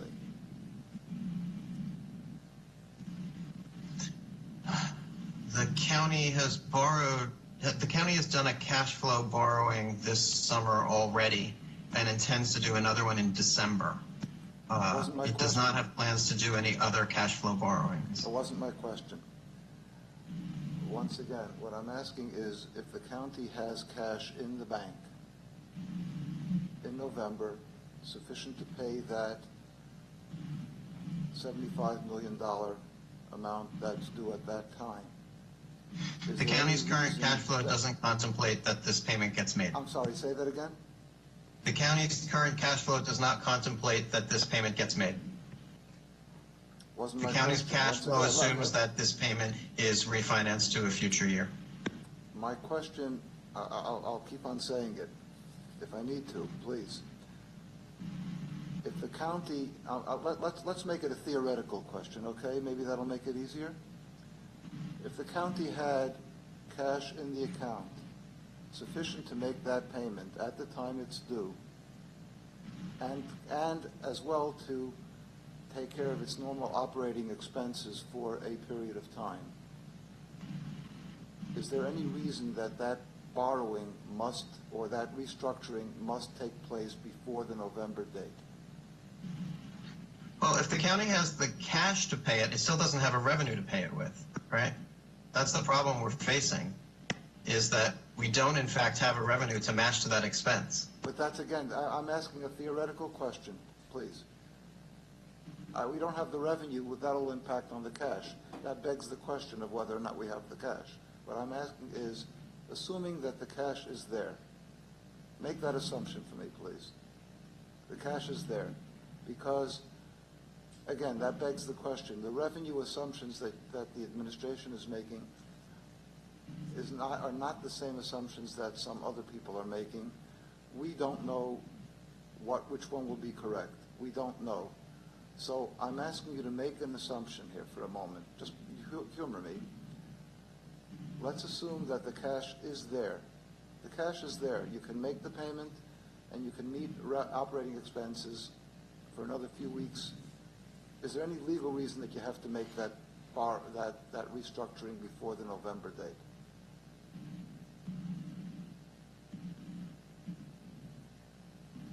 Well, it's not actually an expenditure, right? In the cash, the way it works is the county's cash flow has an additional $75 million in it in November. There's an additional $75 million in sales tax in November. So if we were to make this payment, there would be NYFA would confiscate that $75 million before it came to the county. So we would, from a cash flow perspective, we would be taking down the cash flow by $75 million in November if we made this payment. Of course. That's exactly what my question contemplates. In other words, if that happens, Yes. NYFA would extract that money, would confiscate that money, or whatever word you want to use, and that payment would be made, and the county can still meet its operating expenses for a while. No, but the county can't meet its operating. The county could not meet its operating expenses because it doesn't have a revenue to cover that cash payment. There is no revenue to cover that. I'm just out the cash. I'll give up. You're not going to answer it, I'm afraid. Yes, Mr. Presiding Officer. Yeah, just a couple of quick follow-ups. Back in early July, the Office of Management and Budget produced a 3-page analysis of restructuring NYFA's and the county's debt by NYFA.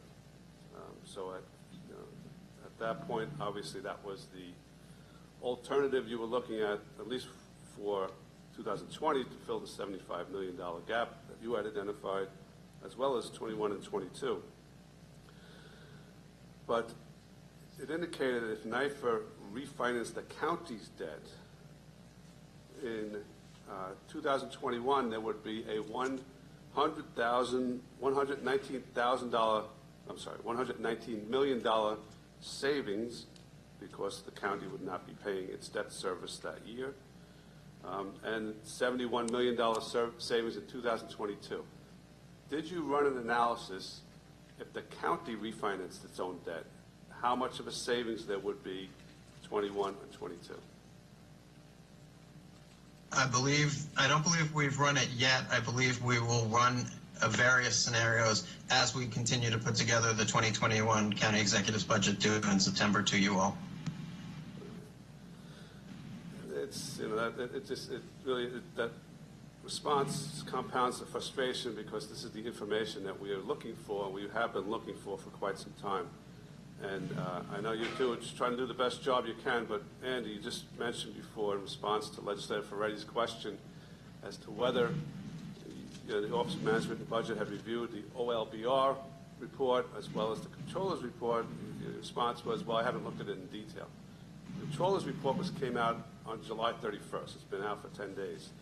The Office of Legislative Budget Review's report was dated Friday, but it was an update. So, I mean, we want you as the county officials not to disregard this other information that's out there, but to absorb it. And if there is another option or other options that they're presenting as, from their perspective, we want that to be considered. So I mean, again, it's not, I mean, it almost seems as if you're giving the Controller and the OLBR the back of your hand and saying, not giving its due consideration. Let's look at all the different options. That's what our perspective here has been at the legislature.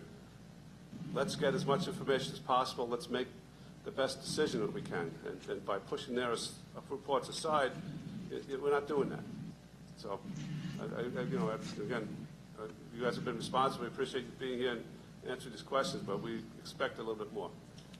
Understood. If we've left you with the impression that we don't, that we're giving the back of the hand to the Controller or to OLBR, please let me assure you that we are not. We are trying to collect as much information from as many different parties as we can. We don't believe that we have a monopoly on good ideas. We're looking for ideas from everyone at all times. Unfortunately, we have not been able to review in detail as quickly as we might have hoped some of the recent reports. But I assure you that Andy and the team are working tirelessly every day on the county's finances, trying to find a way to keep the county's finances together while doing at the most cost-effective level, while doing the minimum amount of damage to the services that county businesses, residents, and taxpayers demand and deserve. Okay, thank you. There are a couple of deliverables, hopefully, that you'll be able to provide us. The way I've got it is we want to know what the procurement cost analysis. You were going to do that, Andy. All right, and we'd like to know how far we can. You're going to get back to us on how far you can. You believe you can defer the decision on the borrowing, and with respect to that, I'll go a little bit further. I know you give us reports, but I'd like to see, I think a lot of us would like to see an enhanced level of reporting as we go. In other words, in terms of projections versus actual, see how that's going, because a lot of decisions need to be made between now and November. I think Minority Leader Abrahams has some questions. Kavan? Yes. Hi. How are you guys? I want to thank for accommodating us today. Very weird and strange times we live in as we continue to try to do the virtual meeting. So I appreciate you being able to accommodate. I just want to also just stress too, I can hear Ray and anyone else that's on the conference piece correctly, but it is very difficult, Howard, to hear you or to hear anyone else that's actually in the chamber, anyone at the actual table. So if they could speak right into the mic, that would definitely help things more for us to be able to hear things a little bit better. But I do want to ask questions as it pertains to 2020. But I do want to take the opportunity to thank the administration for their proposal as it stands for 2020. I look forward to hearing from PFM as well as from OLBR as well as it pertains to 2020 as well as 2021.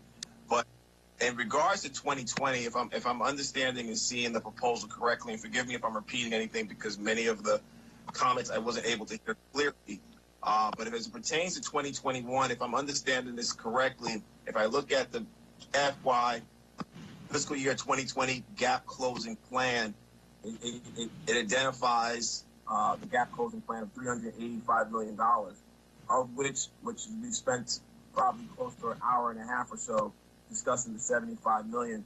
But I do want to ask the administration as it pertains to the other action items. Obviously, we spent a good chunk of time talking about the sales tax and the projection for fiscal year 2020 and how it will end, which has a tremendous impact on the revenue for the county. But I do want to ask more specifically, when and what periods will we have a better idea of the sales tax numbers? And from what I can gather here, you're still only projecting a very, very small, though I understand and appreciate your commitment and your work, you're still only projecting a very small surplus for 2020. So you really don't have as much wiggle room as it pertains, even with the $75 million deferment going into 2021. So when will you have a better idea? Because it looks like these projections in sales tax are based off of first quarter. When will you have a better idea in terms of second quarter numbers and some idea of the months that may come up in the third quarter, leading into the budget process for the fall?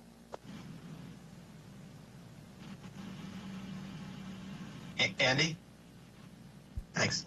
That's good. Well, we had, unfortunately, legislator, I mean, we analyze the sales tax check every time it comes in. I mean, so we sit there and it's kind of like, the hope or, otherwise you got the long face that the stock market crashed again. Kind of that's the way I am when I look at these numbers. So, this check came in a little bit less negative. It's still negative. As far as like getting a better handle, as we're doing the 2021 budget, we start to realize where trends are going, and we're in the process of doing that right now. So we'll probably have a better handle when we present the executive budget on the 15th of September. As far as some other trends and tendencies, things could change, especially with sales tax, because I think if I rewind a little bit, and not that I was here then, but I do recall that one year, the sales tax projection was right on target, and then in February, we realized that there was a shortfall.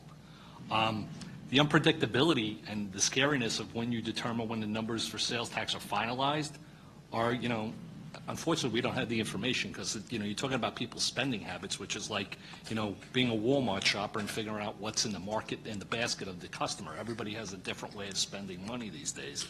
So I don't know. We do our best looking at every piece of analysis when we analyze sales tax. We have Moody's Analytics that does some things. We have other things that we look at. But, we use a lot of peer group analysis to figure out where sales tax is. So, I can tell you as we get to the September budget, we'll have a better handle on where the numbers are going to land. So. Okay. So, but Andy, and though I appreciate you putting together the gap closing plans, but by that comment, it sounds like we are nowhere near out of the woods for 2020. I know we spent quite a bit of time talking about the debt, the debt service and savings of $75 million, and when that happened, and when we knew, and when PFM drafted the memo. But it sounds like to me, if I'm a Nassau County resident, I want to make sure that you're getting through 2020 first, the best way we can without having to reduce services. And looking at the beginning of the year when we had a dramatic drop in sales tax, and God forbid there's actually a resurgence and we see a repeat of the first quarter in the fourth quarter of this year, it looks to me that we are nowhere near out of the woods in regards to 2020. With this, I'm assuming you have other contingencies that are in place to mitigate that potential shortfall if the sales tax projection of 20% is exacerbated or other issues are developed or occur? Well, I can tell you this. I don't have a comfort level that we're out of the woods yet, legislature. Well, come on, it's right.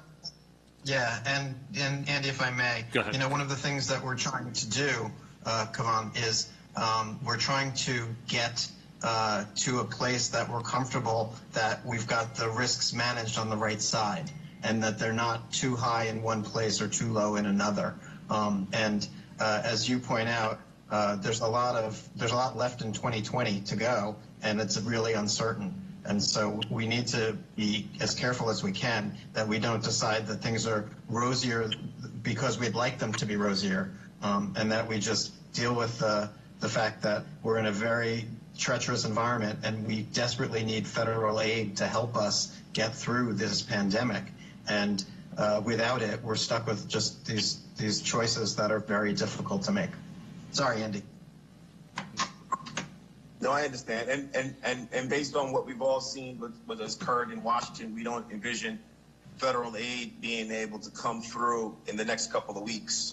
If it does, great. I think we welcome it, but it seems like all parties aside in Washington have to come together in a more concrete way before we can actually rely on that money for 2020.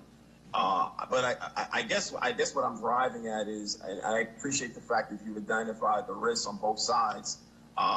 I just want to make sure that it's impressed on our legislative body that though we've spent a lot of time talking about the deferment of $75 million, which is very important to understand how that mechanism works, I'm still expressing to the Nassau County residents in my district that we are nowhere near out of the woods as it pertains to 2020. Many municipalities across the state, as well as across the country, are still battling humongous deficits, and the fact that you've been able to put together at least a plan that gets you to a $300,000 potential surplus, to me is commendable. But at the same time, we are nowhere near out the woods. So we look forward to hearing updates from you in the future as it pertains to the 2020 budget, and hopefully we'll have more of a concrete idea as we head into the budget cycle for October. The rest of my questions are more related to PFM and OOBR, so I'll refrain from now for now. But thank you, Chairman, for giving me the opportunity. Mr. Rendon. Well, I think we've asked so many questions of you already, and I want to thank you for your testimony.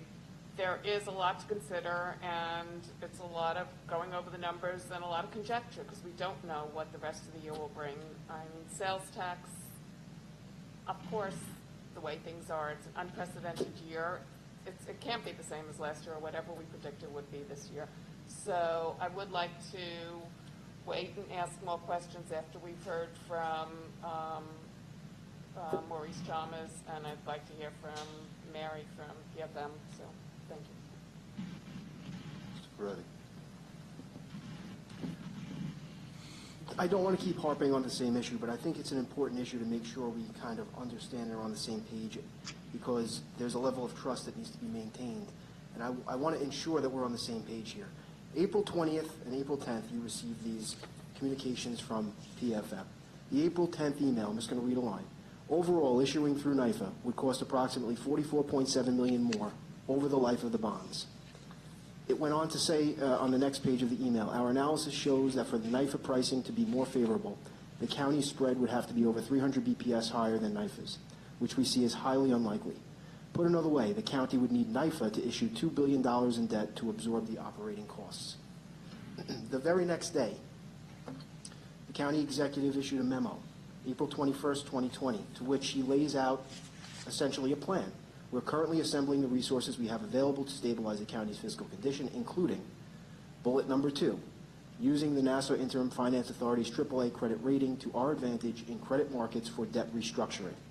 With a hearty thanks to our state legislative delegation and Governor Cuomo, we were able to increase NYFA's bonding capacity during the closing days of the state's budget deliberations.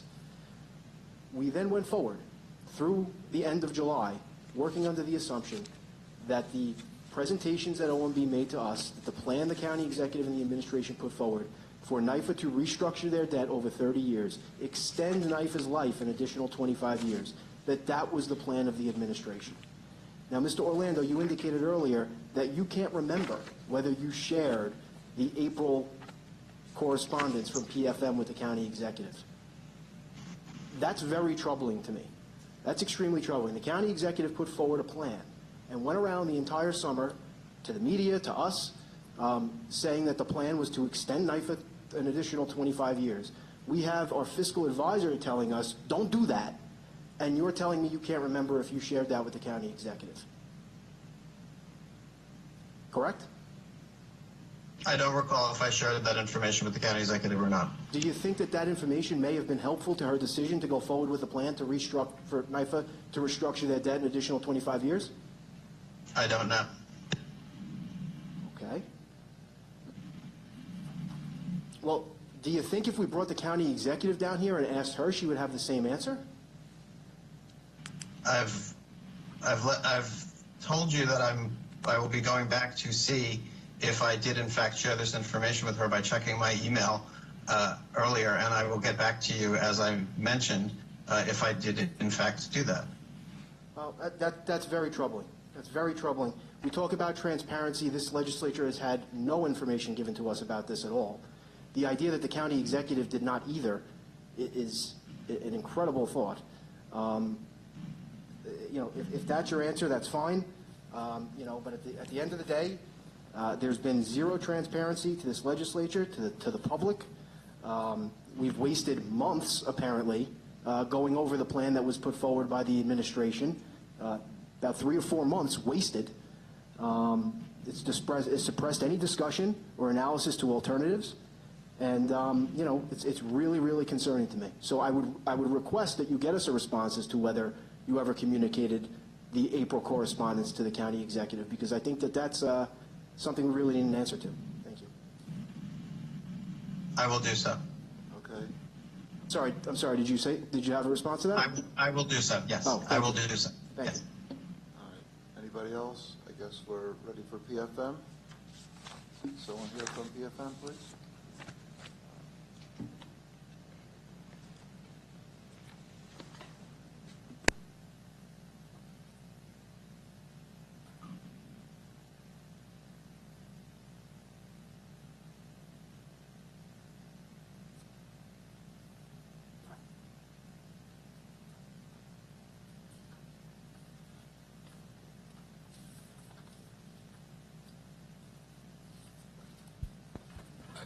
I just want to make sure everybody's gotten the presentation from PFM. You have it? Okay.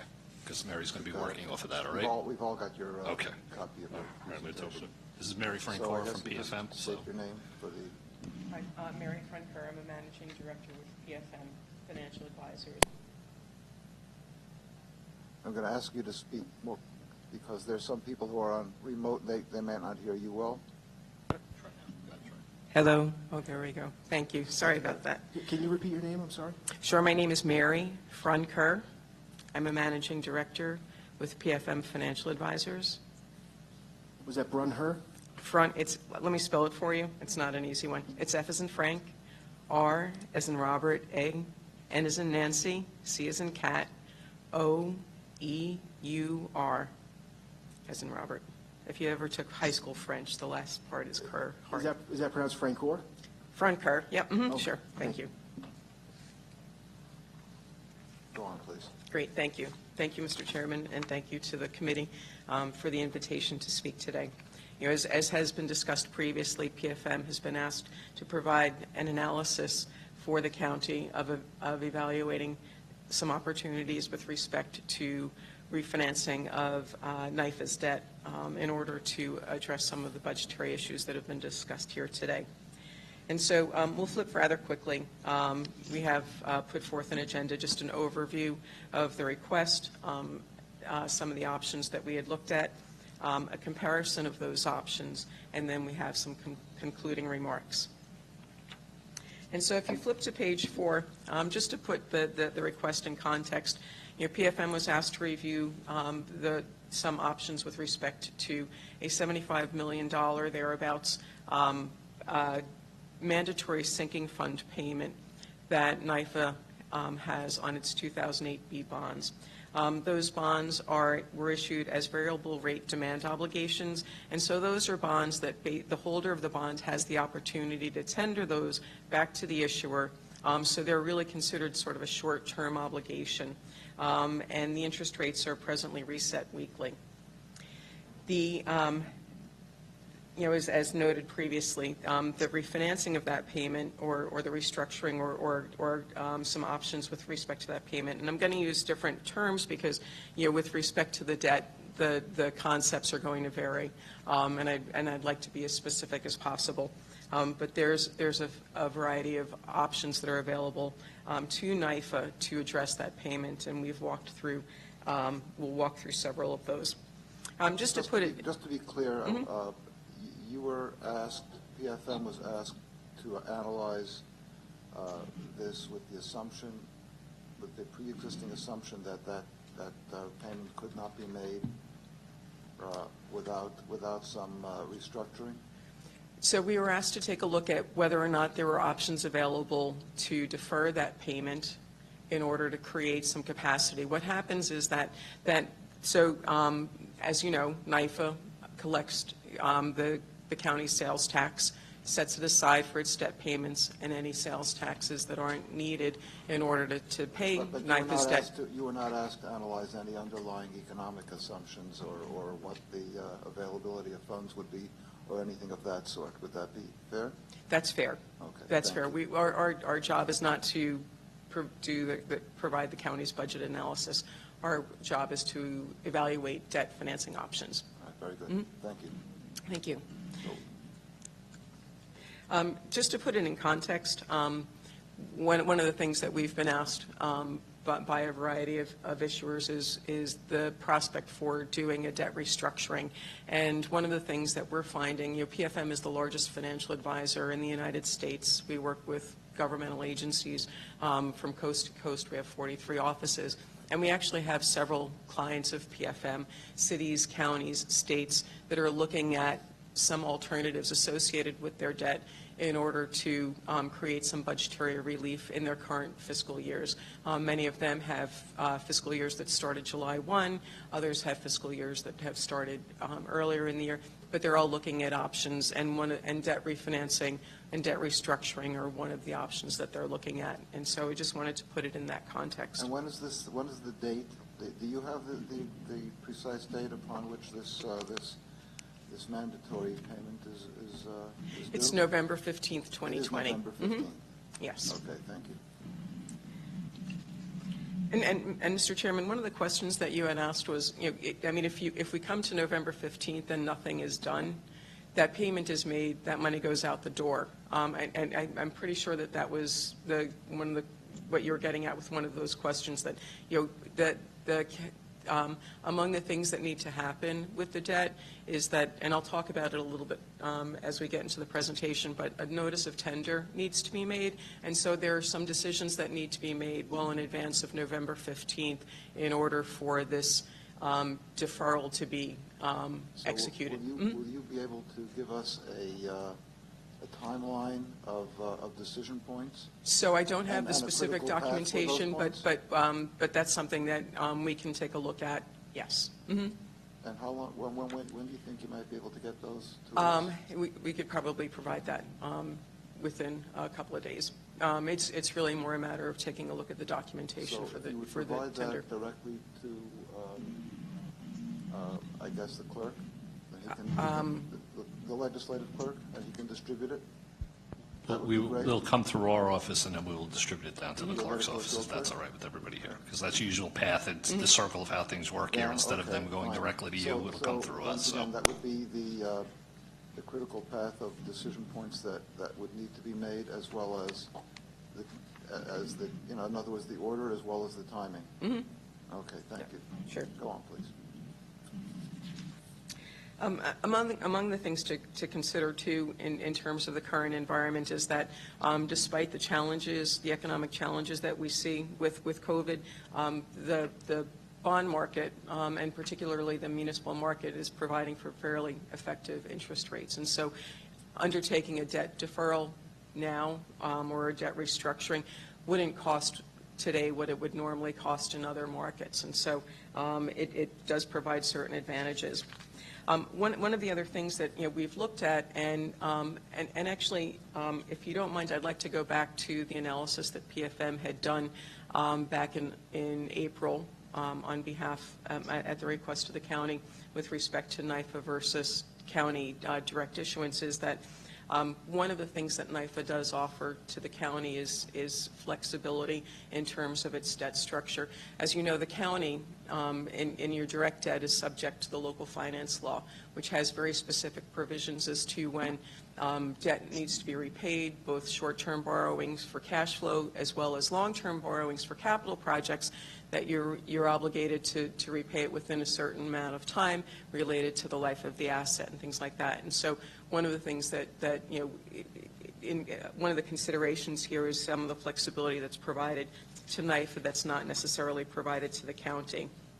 And so if we flip to page 5, the goals that were relayed to us and that we considered in our analysis was that the county was looking to generate $75 million in savings in the 2020 budget through the refinancing that, and then provide continued capacity or continued flexibility to, in subsequent budgets because of uncertainties going into, fiscal year 2021 and beyond. And then the other choice was to avoid the issuance of debt to the extent that the restructuring could be effectuated without having to go through the entire process of reissuing debt. And so we'll walk through the options. One of the things, and an apology, Mr. Chairman, the memo that was provided to you that PFM had prepared for the county that was addressed to Mr. Orlando, that was actually transmitted on July 31st. We'll go back and make sure that it's actually got a date on it. I apologize for that. So the first option that we were actually asked to look at subsequently was the possibility of the county borrowing through the municipal liquidity facility that's been established by the Federal Reserve Bank by the Board of Governors, but managed by the Federal Reserve Bank of New York. PFM has analyzed the program on behalf of not just the county, but on behalf of many of our clients. And I guess a couple of things to bear in mind with respect to the municipal liquidity facility as an option is that if the county were to borrow through the MLF, it would still be subject to the local finance law. And so it wouldn't provide relief for the 2020 budget, which is what we understood to be the goal, because any revenues that would come, it would be like any cash flow borrowing, and it would be subject to the requirements that you would use current year's revenues to repay that current year debt. And just on a very practical matter, the municipal liquidity facility, so the role of the Federal Reserve is to the efficient execution of capital markets. And so the reason the municipal liquidity facility was created was really to be a stopgap to the extent that governmental borrowers didn't have access to the market, and it was also there to protect investors so that if borrowers needed to access the market and couldn't, investors wouldn't be unpaid, go unpaid. And so it's really not intended to be a normal course of action, and in fact, it's not intended to displace the normal operations of the capital market, the debt markets for municipal borrowers, and so it actually carries very high interest rates, and the cost to borrow through it is really what I would describe as punitive, and it's really there as very much a last resort, and so it's really not a viable option for the county for that reason as well.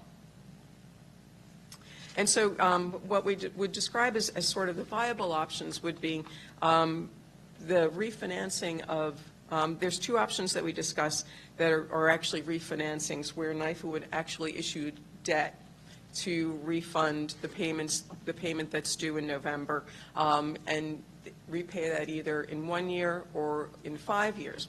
And so that would require the issuance of a specific bond, and because of tax law, and I'm not a tax attorney, so I apologize if I can't answer too many specific questions, but because there will have already been money set aside, if for the county to have actually access to that money, NYFA wouldn't be able to issue the debt on a tax-exempt basis. They would have to issue it on a taxable basis, which carries the additional cost associated with the Slow down on that. Sure, please. sorry, okay. So the county borrows in the tax-exempt markets, the interest that they pay, the interest that the holder pays is not subject to, right? It's a municipal bond. But in order to issue bonds that are considered, that are not subject to taxation, that are tax-exempt, requires meeting certain requirements about use of proceeds, monies available, and things like that. And so any time that you don't meet those requirements in order to issue a debt that's tax exempt, you have to issue it on a taxable basis. In order for NYFA to issue bonds to take out the payment or to make the payment in November would require them to issue debt that would be subject to taxation. So any time that a municipality might defease one bond for another, to take advantage of lower interest rates, let's say, would that not be? There's Why is this different? so in this particular instance, because there will already have been money set aside to make the debt service payment, in order for the cash to come in to the county, the bonds have to be issued on a taxable basis. So that's only. It's very specific to the circumstances here.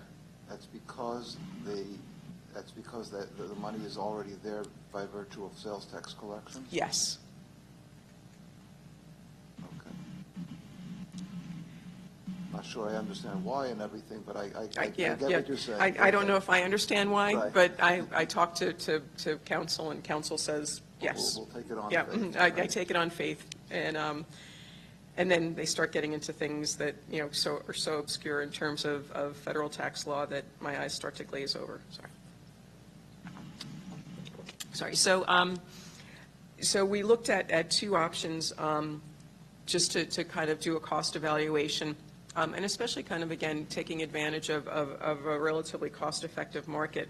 We looked at refinancing the payment so that in one instance that it would become due, it would be a 1-year note that would become due in 2021. And then we also looked at, if you'll look on page 9, we looked at a 5-year refinancing. And so in that instance, that debt would go out longer. It would be sort of sculpted around NYFA's outstanding debt, but still be within the current sunset NYFA. And so those are two of the alternatives that we looked at. Again, in each of those instances, the debt would be subject to taxation and, the interest payments. The other option that we looked at, option 4, which is detailed on page 10, is the idea that, if NYFA executes a tender of the bonds, which basically means, so that what's coming due in November, on November 15th, 2020, is a mandatory sinking fund payment. So all of the 2008 bonds are actually due in 2021, but what NYFA has agreed to with bondholders at this point is to make periodic payments. What would happen is that the bonds as variable rate demand obligations are, there's a handful of parties involved. There's a remarketing agent whose job it is to kind of place the bonds in the market, and there's a standby purchase agreement provider, which is Sumitomo Bank, that provides liquidity in the event that a tender is effectuated. What needs to happen is that the NYFA needs to enter into an agreement with both the remarketing agent and the standby purchase agreement provider that basically says, okay, we aren't going to make this payment on November 15th, 2020. We will just make that payment at this point when the final maturity comes right now in 2021. And so that would require an agreement with these parties, but it wouldn't require a NYFA to issue debt in order to take it out. It's just a restructuring. It's a restructuring. So let me ask you then, going back to what we were discussing a little earlier, should the county go ahead and be able to allow this payment to be made in accordance with its requirements, just as a matter of course, and then find itself short of cash, or budgetarily short, however, any borrowing or any debt issued at that point would then be tax exempt, would it not? So if the county issues, if the time, okay. In other words, by virtue of the timing. In other words, if the borrowing happened, to make it clear, on November 16th, after the payment had been made. So if the county borrows on November 16th, because it doesn't have the cash right now, that would be a cash flow borrowing for fiscal 2020. And so that, under local finance law, that borrowing would actually have to be repaid from 2020 revenues. Okay.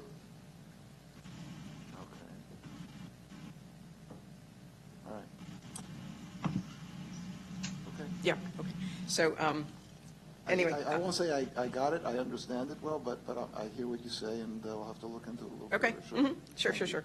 And so option 4 is laid out in terms of the steps that are necessary in order to effectuate it, but also the results of allowing the deferral of the payment into 2021. What I'd like to do, actually, hopefully I've provided you a reasonable overview of what the options are, and then just kind of go forward into, how the numbers sort of lay out across the different options. And just for demonstrations purposes, on page 12, just so that you see sort of what the county's debt looks like. The county's debt is in the blue, NYFA's debt, and you see that actually NYFA's debt service is declining over the next several years, into 2025. But this is a current picture of the aggregate debt service requirements over the next 5 years for both the county and NYFA. But just on page 13 is where we provide the comparison of the various alternatives. And one of the things to just kind of bear in mind, so basically what we do is we look at the debt service requirements in each year under the various alternatives, and I can sort of walk you through the assumptions that have gone into them. And then look at it both as in the aggregate in terms of what the total cost of the debt service is going to be over the period of time. And then we also do a present value analysis because, the time value of money, $1 in 5 years is worth less than $1 today. But having to pay $1 in 5 years is cheaper for the county than having to pay $1 today. And so what we do is we compare the numbers on both an aggregate and a present value basis. And so you'll see that the current, so the cost, and this is just the cost of that, the NYFA debt over the next couple of years.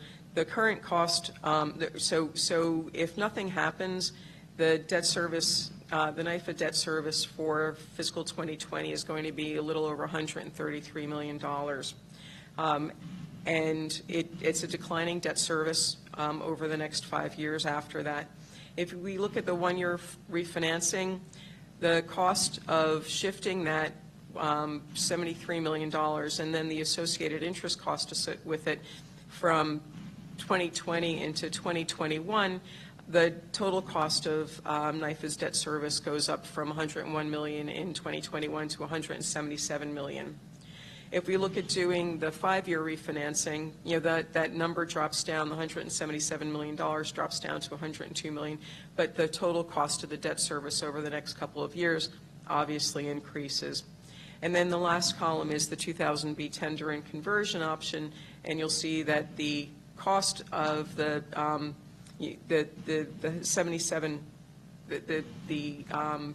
the shift of that payment from 2020 to 2021 has, a similar impact. Although one of the things that we know is that with the refinancing options have been done on a fixed rate basis. The expectation is that the conversion would continue. The redemption and conversion option would provide for a continuation of the variable rate mode. And right now, the NYFA is paying, I think, 14 basis points, so 0.14% on those variable rate obligations. And so kind of continuing into next year, even with some cushion. In actual dollars in every year, it looks like that tender and conversion and one-year refinancing would come out to be pretty close. Mm-hmm. Not that much different at all. Right. Notwithstanding that the 1 year would be taxable. So, it's close. The one thing that I would say is that the tender and conversion continues to provide some flexibility.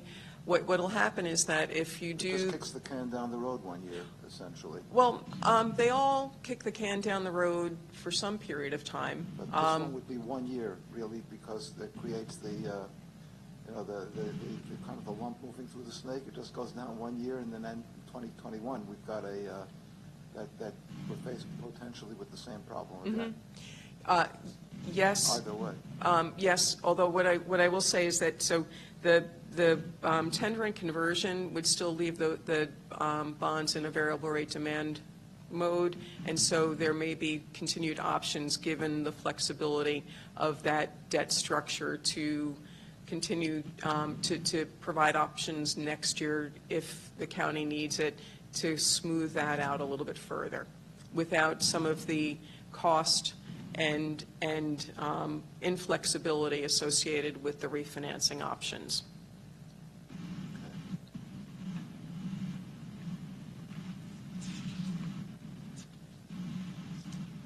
So on page 14, unless there's any other questions on the comparative numbers, one thing just to kind of point out is that on a present value basis, the tender and conversion, because of the very cost-effective interest rates on those bonds does provide the least cost on a present value basis. And then on page 14, we walk through some of the considerations and advantages associated with each of the options. Across the board, they all eliminate the $75 million payment that's due November 15th, 2020.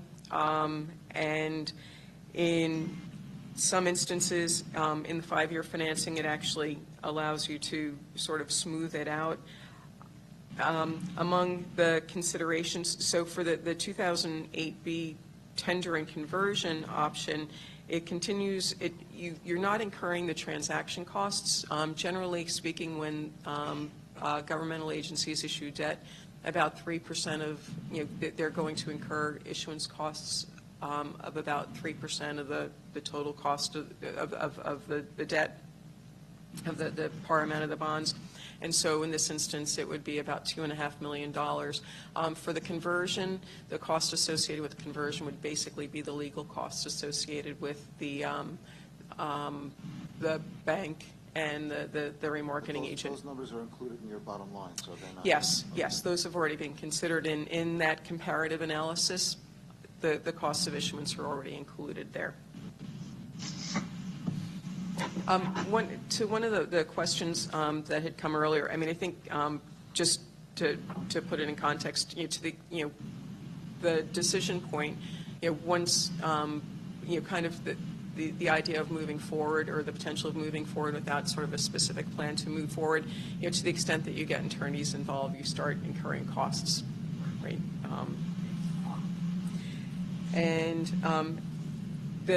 Some of the considerations are just really about how. Remember, a lot of us here are attorneys. That's not necessarily a bad thing. Some of my best friends are attorneys. Sometimes I pretend to be one. You spend a lot of time reading legal documents, and you start to think that you're an attorney, and then someone starts giving you, tax counsel advice, and you're like, I am not an attorney. Anyway, I'm sorry, I digress. But kind of across the board, each of them eliminates the $75 million payment, but they each have sort of distinct advantages and disadvantages. I think one of the things that in our analysis that we understood, was important to the county in particular was the potential of preserving flexibility, which is why we viewed the tender and conversion as the more cost-effective as well as the most flexible. Are you finished? I am. Okay.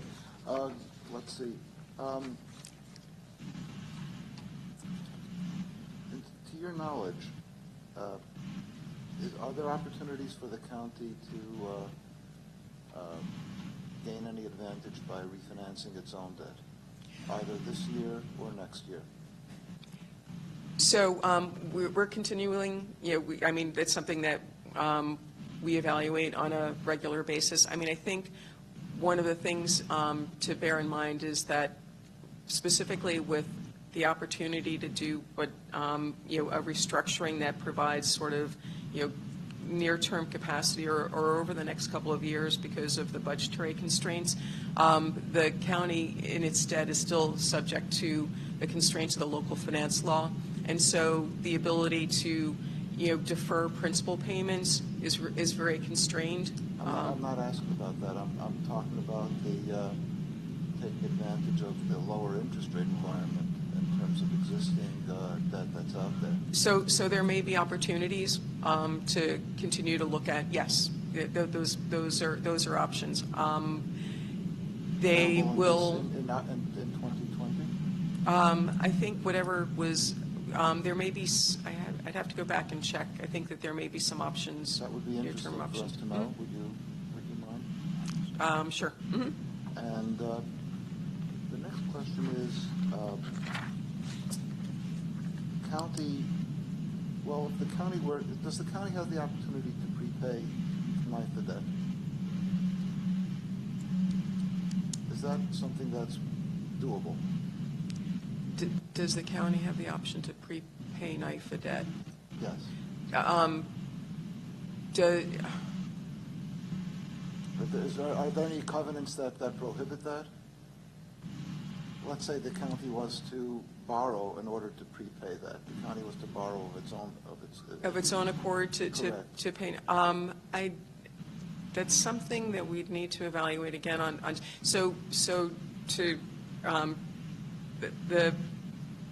A lot of NYFA's debt issuances have been again sort of structured outside of the local finance law because NIFA had that authority. I think one of the things we'd have to do is go back and sort of look at the original issuance of the NIFA debt and the terms and conditions of that debt in order to see if it's within the county's legislative authority, statutory authority Right. to So- do that refinancing.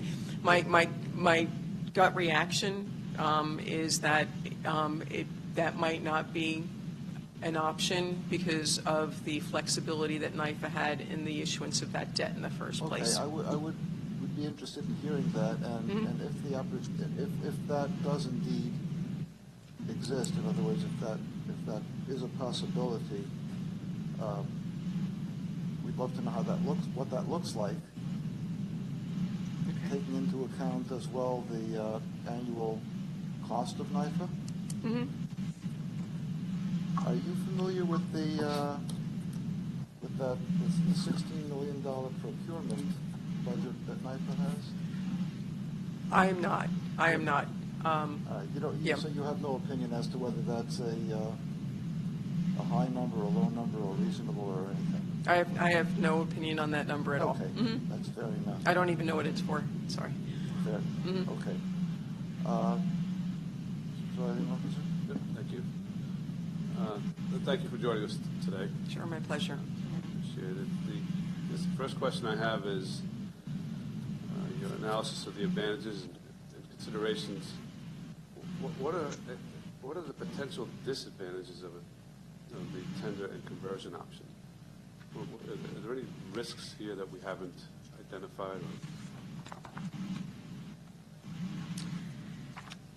So,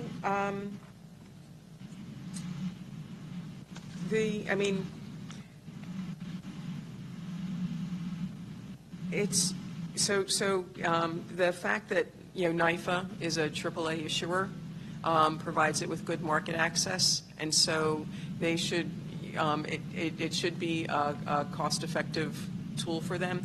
One of the things about the tender and conversion is that as a variable rate demand obligation, it'll have kind of continued flexibility. So if there were any issues around it, they'd have more flexibility. They wouldn't have to wait to call the bonds and have the negative carry, and I'm throwing muni bond jargon out at you, and I apologize for that.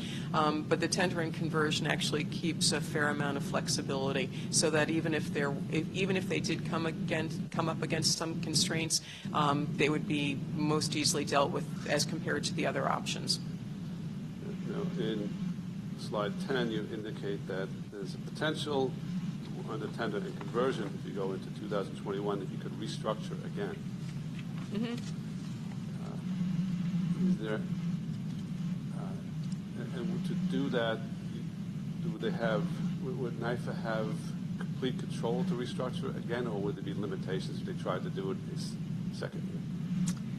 I think it would be within their control to do that. Mm-hmm.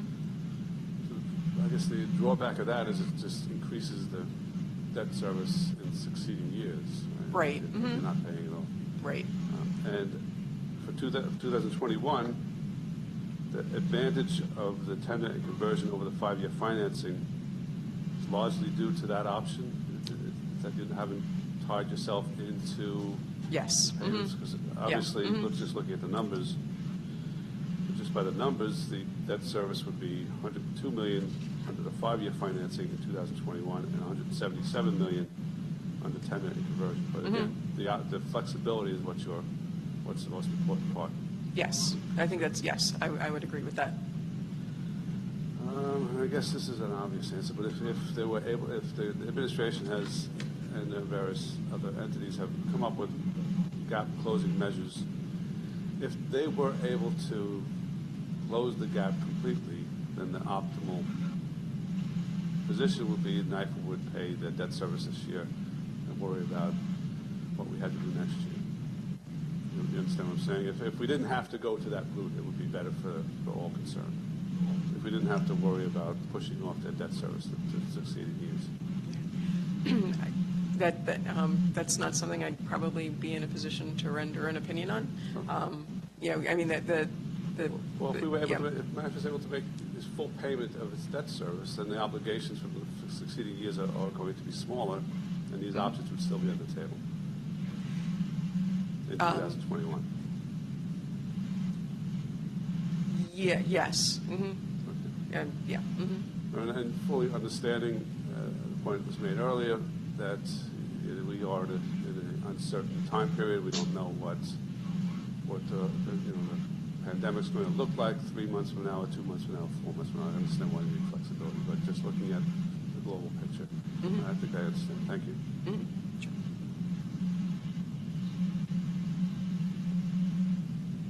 Thank you, Ms. Francoeur, for your presentation, and thank you for coming down today. Just have a few questions for you, okay? Okay. All right. In terms, well, you heard the Q&A that went back and forth earlier with OMB, right? Yep. So in terms of the correspondence back in April dealing with the 30-year restructuring of NYFA restructuring of their debt,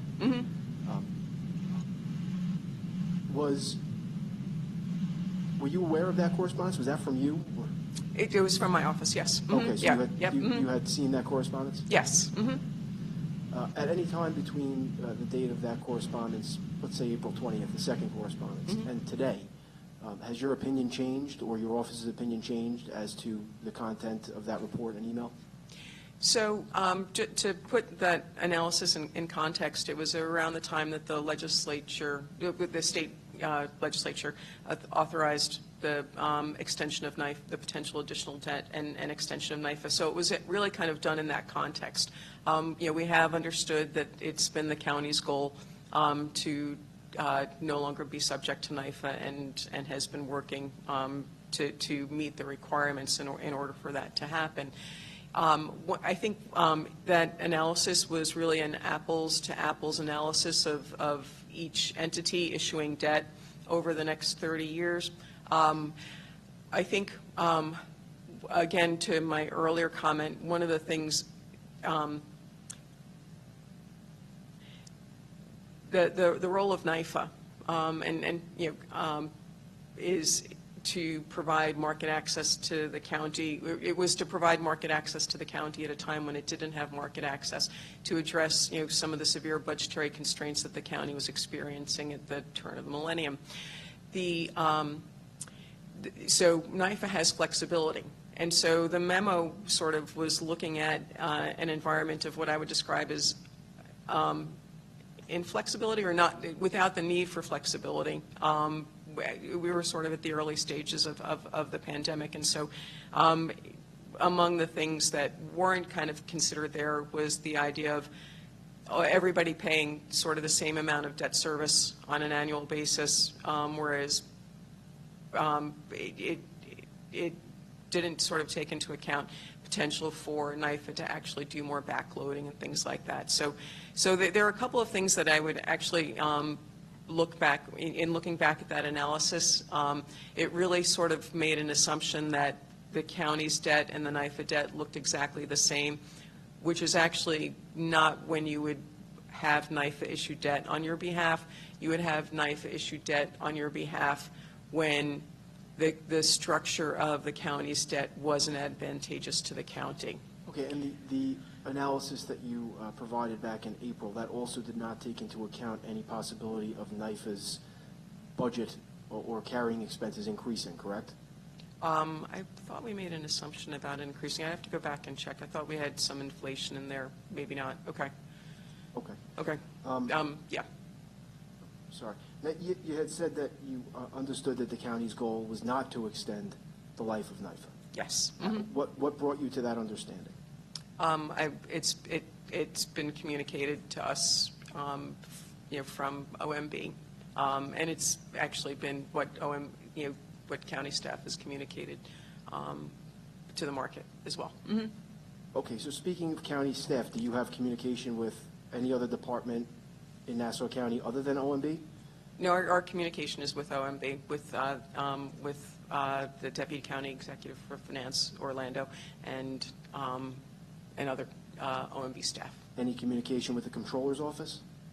I haven't had any communication with the Controller's office since I've been working with the county. Okay, so then is it fair to assume that the April reports and correspondence that we've been talking about were not sent to the Controller's office? They were requested by the deputy county executives or his staff, and it was provided to them. So, okay, to the deputy county executives, it was yeah, not provided to the Controller? Right. I mean, our requests, our engagement is through the deputy county executive, and so that's where our requests come in, and that's where our analyses are provided. So then in terms of, as far as you know, the deputy county executives that you mentioned, who you have your office has communication with, are essentially the sole arbiters as to where that information goes after it arrives to them, correct? That's my understanding. Mm-hmm. Okay. Yeah.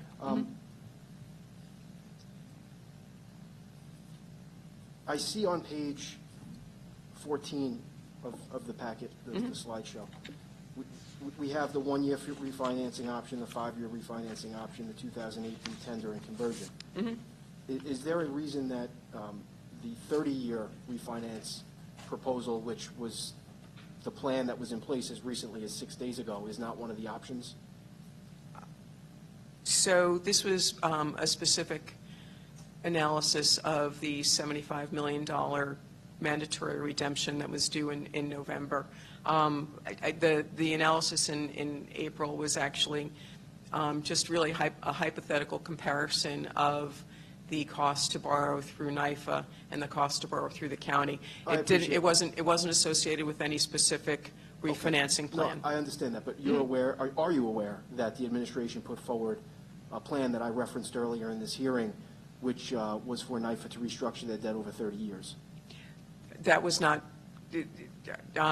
our analysis was responding to the specific request of OMB to analyze, again, compare the cost of borrowing between NYFA and the county, and then in this particular instance, to do a review of the options for the $75 million mandatory redemption. No, I understand that. So when OMB requested this analysis, did they request that you compare 1 year versus 5 year versus 2008 B tender and conversion? Those were among the, I mean, we evaluated those options.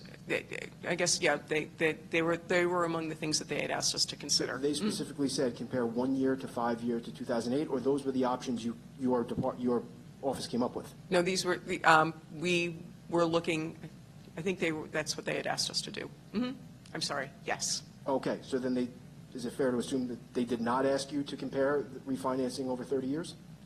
They did not. Okay. Were you aware that that was their plan prior to doing this analysis? I was not. Again, the analysis that we did back in April was an analysis, just a hypothetical analysis of comparing the relative cost of issuance. I understand. I'm not asking about April right now, because as recently as 6 days ago, the plan was to refinance, well, not to for NYFA to refinance their debt for 30 years, Okay. as far as we knew. Okay, that was not part of the request that was made to us. Okay, so you didn't know that existed? I That was the guess plan. I would, You yeah, didn't know. I would say that's correct. All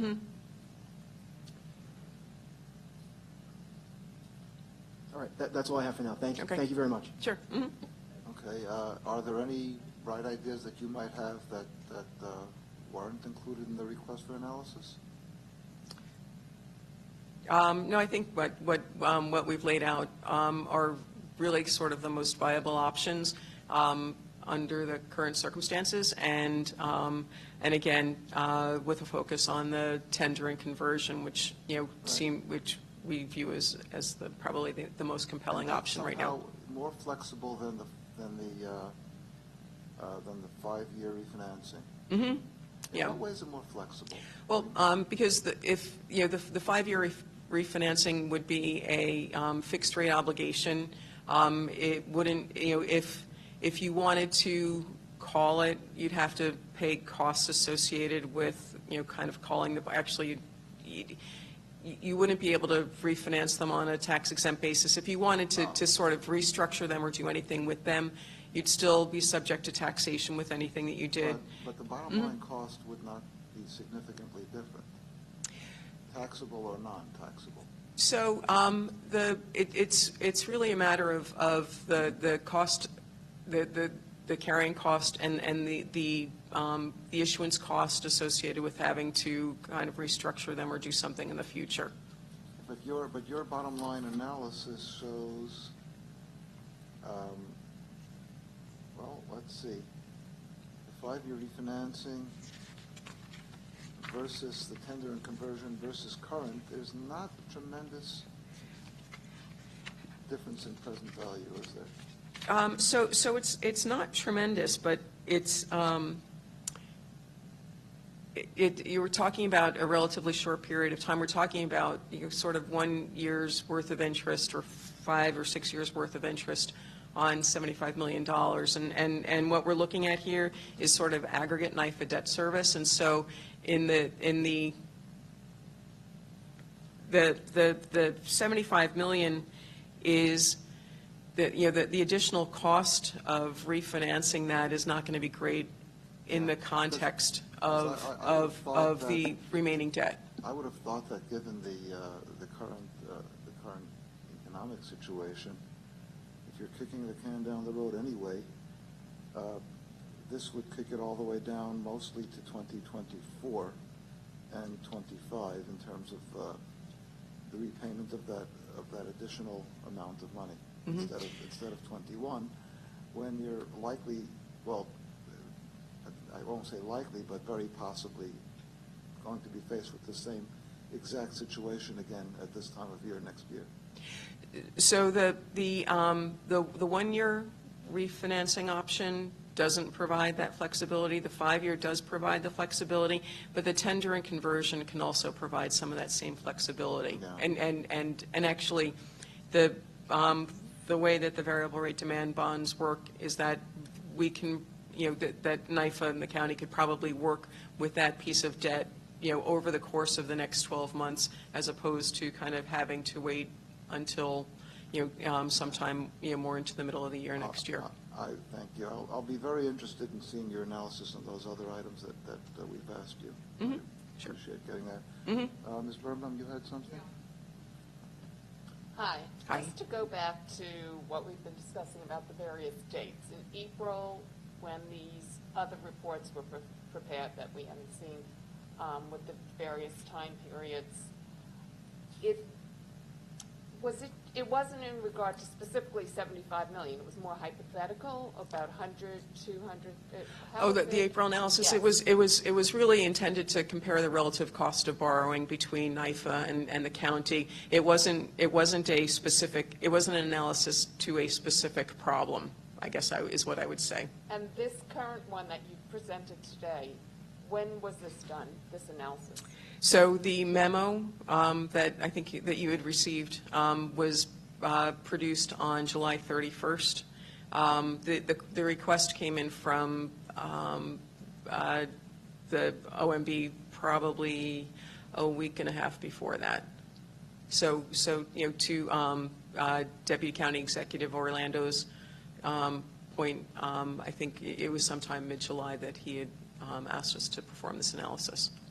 Okay, thank you very much. Mm-hmm. Okay. Mr. Freddie? Mm-hmm. Ms. Francoeur, I just want to follow up to something that Legislator Birnbaum was just pointing out. Mm-hmm. I know that you've said a couple times now during your testimony that this was just a hypothetical back in April, right? Mm-hmm. Okay, but your office did come to a determination that in order for refinancing through NYFA to be beneficial to the county, that the amount that NYFA would have to refinance was $2 billion, correct? I would describe that as the inflection point that based upon the relative cost of borrowing, the interest rates, it was that amount of debt that would allow the county that would allow NYFA to absorb the costs, their annual operating costs, the Right. $2 million. Mm-hmm. Right, so in Right. order, just to be clear, Mm-hmm. so for refinancing through NYFA to be beneficial to the county, the amount that would be refinanced would be $2 billion. Anything less than $2 billion, it's a net loss to the county, right? So over the period of 30 years. Right, over the period of 30 yeah. years. Mhm, Okay, mhm. and the proposal, I know you weren't aware of it, but the proposal that the administration put forward up until 6 days ago, before they were subpoenaed, was to refinance $75 million, and of course, that's less than $2 billion. So would it be fair to assume that that would not be beneficial to the county? So the specific 75 million was the refinancing of addressing the $75 million mandatory redemption. And so I don't know that there was ever any consideration that that was going to be done on a 30-year basis. That was a very specific assignment given to us to look at the amount that was coming due in November. Well, Mr. Persick or Mr. Orlando, was it ever a consideration to refinance that debt over $30 million through NYFA? I'm sorry, over 30 years through NYFA?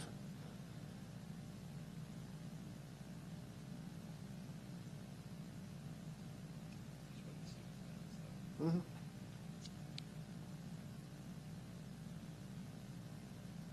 Mr. Orlando, can you hear me? I think your microphone's, I think your audio's off. Sorry, I was muted. I apologize. That's okay. Was it ever a consideration by the administration to refinance debt over 30 years through NYFA? I'm sorry, you broke up. I apologize. Oh, okay. Was it? I know it's not anymore, but was it ever a consideration by the administration to finance debt through NYFA for 30 years? Oh, okay. So back in April, when the memos were written by PFM regarding these two sizing cases that we've been talking about, the municipal market was closed, as you might remember. No one could borrow any money, and so at that time, what the administration was thinking about was how could we access the capital markets if the county didn't have access to the capital markets. And one way that we thought about doing that was using NYFA, right? Because if we can't borrow at our A level, maybe NYFA can borrow at its AAA level. And so that was the sort of, as Mary pointed out, the inflection point of when we asked PFM to conduct that analysis was if we couldn't borrow, right, in the circumstance where we couldn't borrow, what would it look like if NYFA borrowed on our behalf? How much different would it be? And that was the purpose of that analysis. So at that time, sure, we absolutely were considering refinancing debt for NYFA over 30 years when the market was closed, 100%. Yep. Okay, so then, Ms. Francoeur, as you can see now, that was a consideration, and so the April analysis provided by your office, although not identical to the 75 million, clearly is relevant to the analysis we're having right now, right? I mean, your conclusion, your office's conclusion was for refinancing through NYFA to be beneficial to the county and for it to pay off. That the refinancing amount would have to be $2 billion, correct?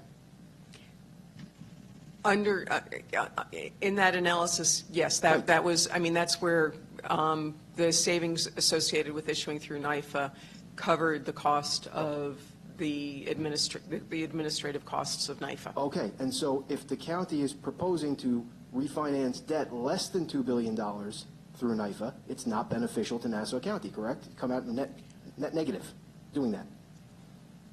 Yes? If, so over 30 years? Over 30 years. I'm only talking about over 30 years right now. Yes? Yeah, I mean, so, but I'd have to say yes. Right, okay. And did the administration ever come to you at any point since the pandemic started and ask you for your analysis of refinancing through NYFA a specific amount over 30 years?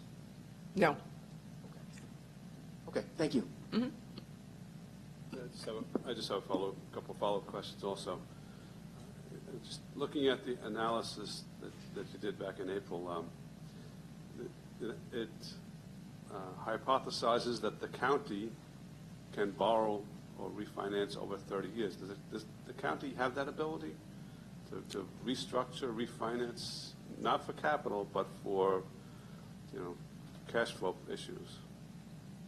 For cash flow borrowing, it can't borrow for 30 years.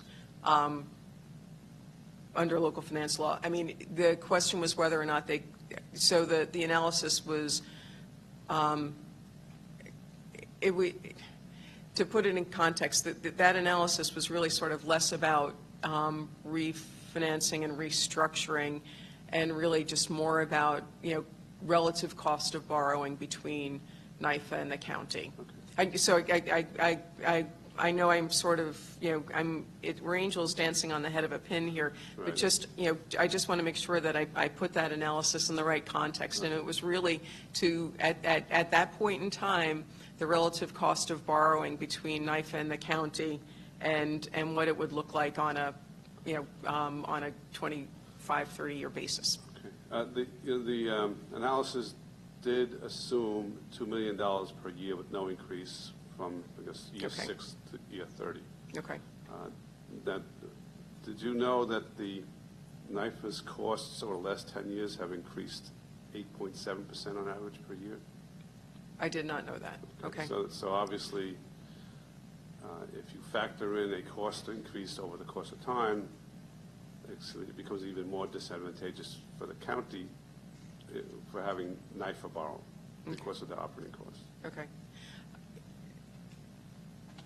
Accurate or not accurate? So I haven't looked at the numbers, being an analyst by training and demeanor. I'd want to kind of get a little bit more detail in terms of what those costs are, because there may be some sort of elements in there that might not be what I would describe as, kind of operating costs in terms Well, of salaries and wages. Everything else being equal, assume for a moment that NYFA's costs were going to increase over the course of 30 years. Therefore, the actual difference between the costs for the county borrowing as opposed to NYFA would increase. Because it's a fact, it's a sole fact that we're considering it's going up. So therefore, it actually would be the gap between what it would cost the county as opposed to what it would cost NYFA would increase over 30 years. All right. That's a yes. That's a Okay. yes. Yeah. He doesn't like them. Sorry. Yeah. When I go, sorry. All right, thank you. Yeah. So, yes, just with the following up, I think those procurement cost numbers probably would be the numbers with which you would be concerned in terms of, let's say, non-operating costs. But I think what the presiding officer was referring to were actual operating costs, and hopefully that's not controversial. In any event, thank you so much for coming. My pleasure. Thank you. Responsive witness, and we all appreciate it. And excuse, thank you. Sure. Very good. Thank you. Next, we have Office of Legislative Budget Reviews, Mr. Chalmers. The hot seat will be available, I think.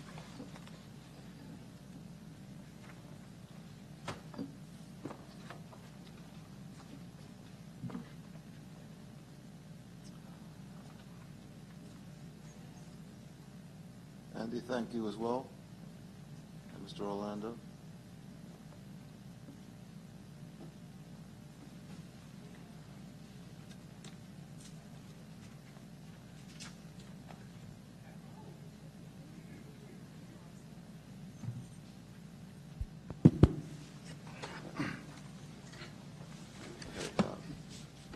Maurice Chalmers, Budget Review. Helen Carlson, Budget Review. Are you going to make a presentation or just I- answer questions? What's your... I actually was not prepared to make a presentation, but I could go over my numbers quickly, where we see the 2020 year-end projections. That'd be great. To be quick, what we did is we did the projection for 2020, and we see the gap as $304.8 million on a budgetary basis compared to the controller's number of $312.5 million. When we adjust for some gap adjustments that the controller made, our number would become $332.7 million on a gap basis versus his $340.4 million. Do you want to just elaborate on the import of the gap versus budgetary in this context? Well, we are not 100% sure of all the adjustments that the controller makes, so we kind of follow his lead. Assuming that the adjustments are all correct and so forth, the implications of having it budgetary versus gap in this context. The numbers that we focused on are the budgetary numbers, which are more in line with the administration numbers. The administration numbers are on a budgetary basis, not a GAAP basis. So it's an apples and apples, got it. Correct. Okay. So to be in sync with the administration, we believe the budgetary number would be the number that we would use prior to any adjustment to get to a GAAP number. Got it. And that number is And three. they would have to go through a similar type of adjustment, so, Yes, we would have to go through some adjustment for GAAP basis and some adjustment that don't really match for a NIFA GAAP basis. There are certain, I guess, numbers that they allow that GAAP does not. So we have the NIFA GAAP basis, which we call the control period basis versus the GAAP basis, purely GAAP basis. But for this purpose, we stuck with the budgetary basis, which is more in line with what OMB did. OMB's number is 384.8, 384.8, we are at 304.8. Now, to come up with our numbers, we believe there are still going to be some adjustments to be made to our budgetary numbers. For example, sales tax, and I heard a lot about sales tax. Our sales tax number assumes that the remaining checks decrease by 20%. Now, we are trending much better than the 20%, but our number varies from OMB's number and are more in line with the controller's numbers, because what OMB did, they are doing 20% off of the entire budget. The difference in methodology leads to about $24 million in difference to the betterment of the county. So that's one of the variances that we think we are going to have to make. Another area that we see a positive trend also is in debt service. And we had some conversations with OMB as far as debt service is concerned. And there we see an opportunity of 15 to 18 million, which is not yet reflected in our number. Where do those numbers come from? So what we did is we looked at the debt service borrowing schedule that they had put forth when they presented the FY 2020 budget. Not all of it has been done, and we believe that there is room. So we went back to the administration and we spoke to them in terms of what flexibility there would be in terms of debt service, and we agreed on 15 to 18 million. But in other words, what would create that opportunity specifically? They did not issue all the debt that they had So it would be a reduced included issuance. in their plan, yes. Okay, go on, please. That's the second area. The third area that we see some possibilities, and again, that was not included, has not been included in our number yet, is in the clerk and assessment fees. The clerk has presented to us some backup that shows that the number of recordings in her office are actually up 5.7%. We were initially looking at a deficit of approximately 25 million between the clerk and the assessment department. When we look at the financial system, we lowered that gap, the deficit, to only approximately $2 million. And we think there's going to be an upswing, because if we start seeing the mortgage instrument being registered and the fees coming in, we think we are going to end up with approximately 5.9% surplus. So there is some movement in our projections. We think there are some areas that are going to improve. There could be some areas that don't improve as quick, and we'll make the adjustments, I guess, as we go. Do you feel your numbers are realistic or conservative, or what? We think our number is probably a good number as of right now. It is close to the controller's number, and it is close to NIFA's numbers also. NIFA has not published the report yet, but we have had conversation with them, and I would expect that they would have a number that is very similar to the number that we have. Now, based on the question that I asked earlier, would the county have the ability, strictly speaking in terms of cash, if NIFA were to go ahead and make that payment of 70 some odd million dollars, how would the county's cash position be? Would it be desperate for a few weeks, or would it be okay? To answer that question, I would have to go look at the cash flow. I haven't seen the cash flow, so I can't answer that question on the fly, but I could go back and take a look at their cash flow. To ascertaining whether or not there's a danger of delaying this decision until the last possible moment, and maybe even past what might have been considered the last possible moment, if there's any harm in that. I think DCE Orlando testified that he could wait, I believe, until September or October. I think that's a good midpoint, because by then, I believe the first week of October, we should get our quarterly sales tax adjustment. And that should be very indicative of what the number is. So according to what you're saying, then, it would be actually the most responsible way of handling things is to wait and see what develops, especially since we're in this uncertain environment. Why don't we better wait and see how things develop and make a better decision? Well, I would have to agree, because everything is in flux right now.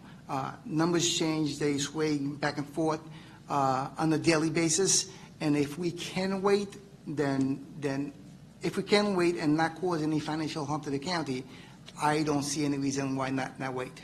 So will your office then keep an eye on the cash flow and inflow, and the way things are developing, and keep us apprised? Absolutely. Okay, thank you.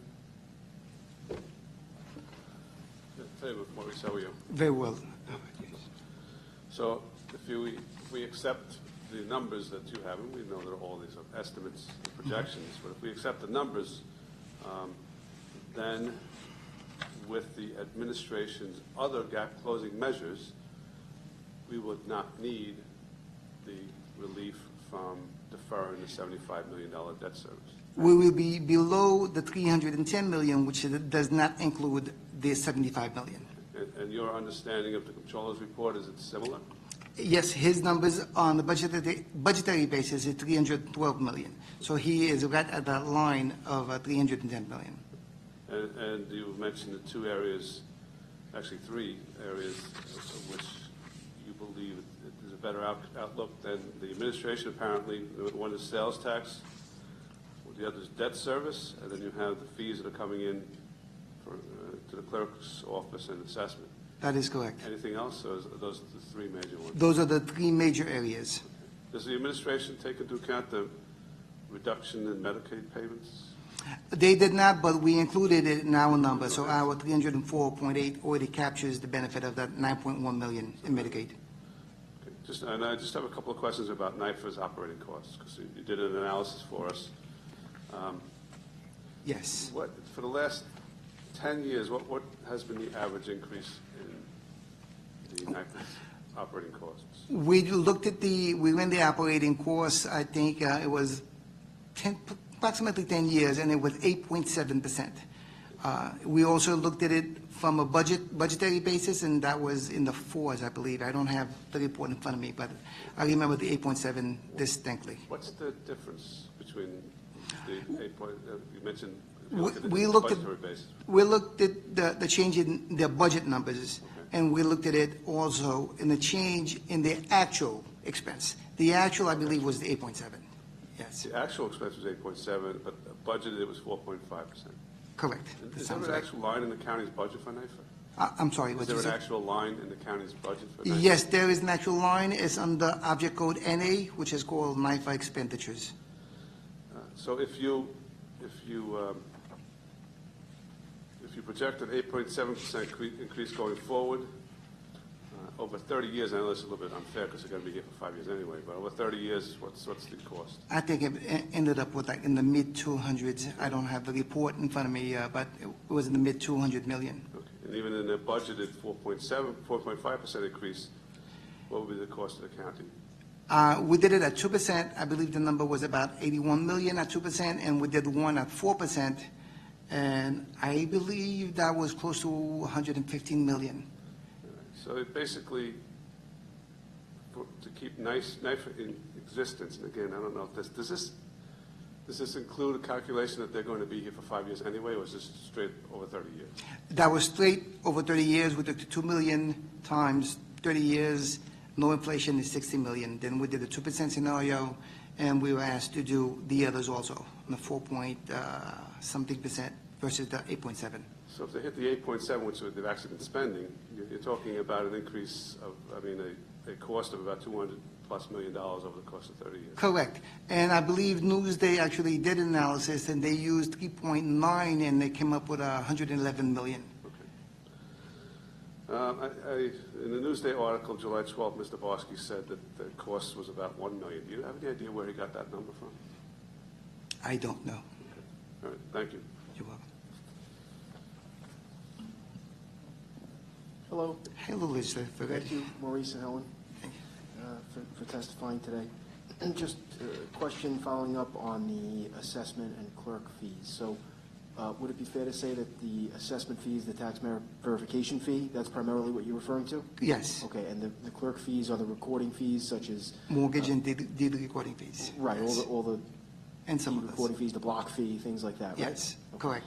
And based on your information, you're indicating that there'll be a 5.9% surplus? 5.7% increase is what they reported in the number of documents recorded.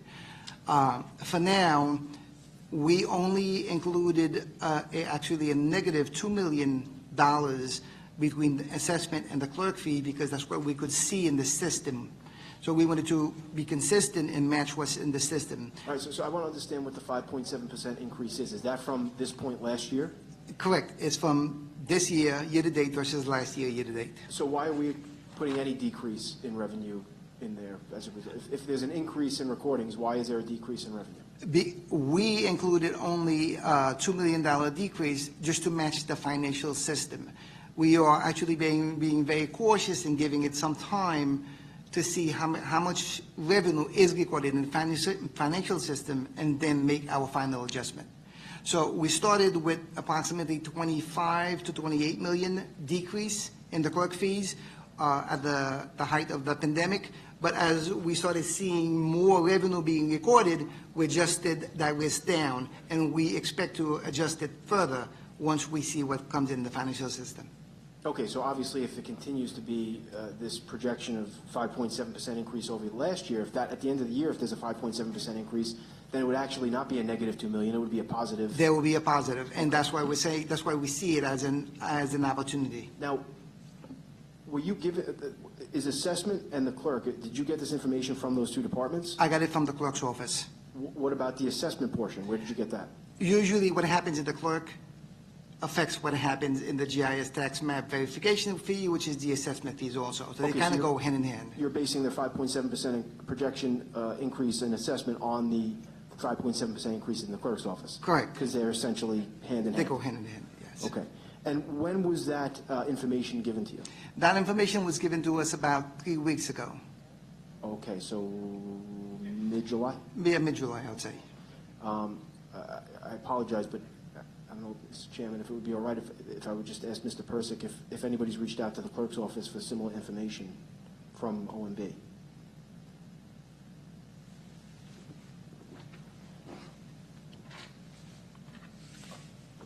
My office contact with all the departments, I mean, there's been some communication that deed recording fees are up over the 6-month period, but, you know, we're still a little hesitant, being a little conservative that the second half of the year may have some impact, so.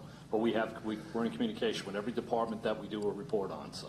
Okay, so I just want to be clear, was there a specific, I mean, obviously, the recording fees are a big part of the budget.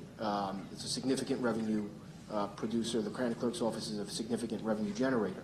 Has there been a specific request to the county clerk's office to get a mid-year report as to what the increase or decrease is in recordings from your office? I have received information from the office that there was deed recording increases, yes. So would you agree with Mr. Chalmers that it was a 5.7% increase in recordings? Year over year? I mean, Yeah. if you're looking at actuals and actuals, I don't have the numbers in front of me. I can't say that right now. I don't have that percentage. But if he's looking at year over year in NIFs, it's going to be factual. So I'll trust his numbers at this point. So. Okay. And what is I apologize, what is the projection that you have in terms of the decrease for clerk and assessment fees?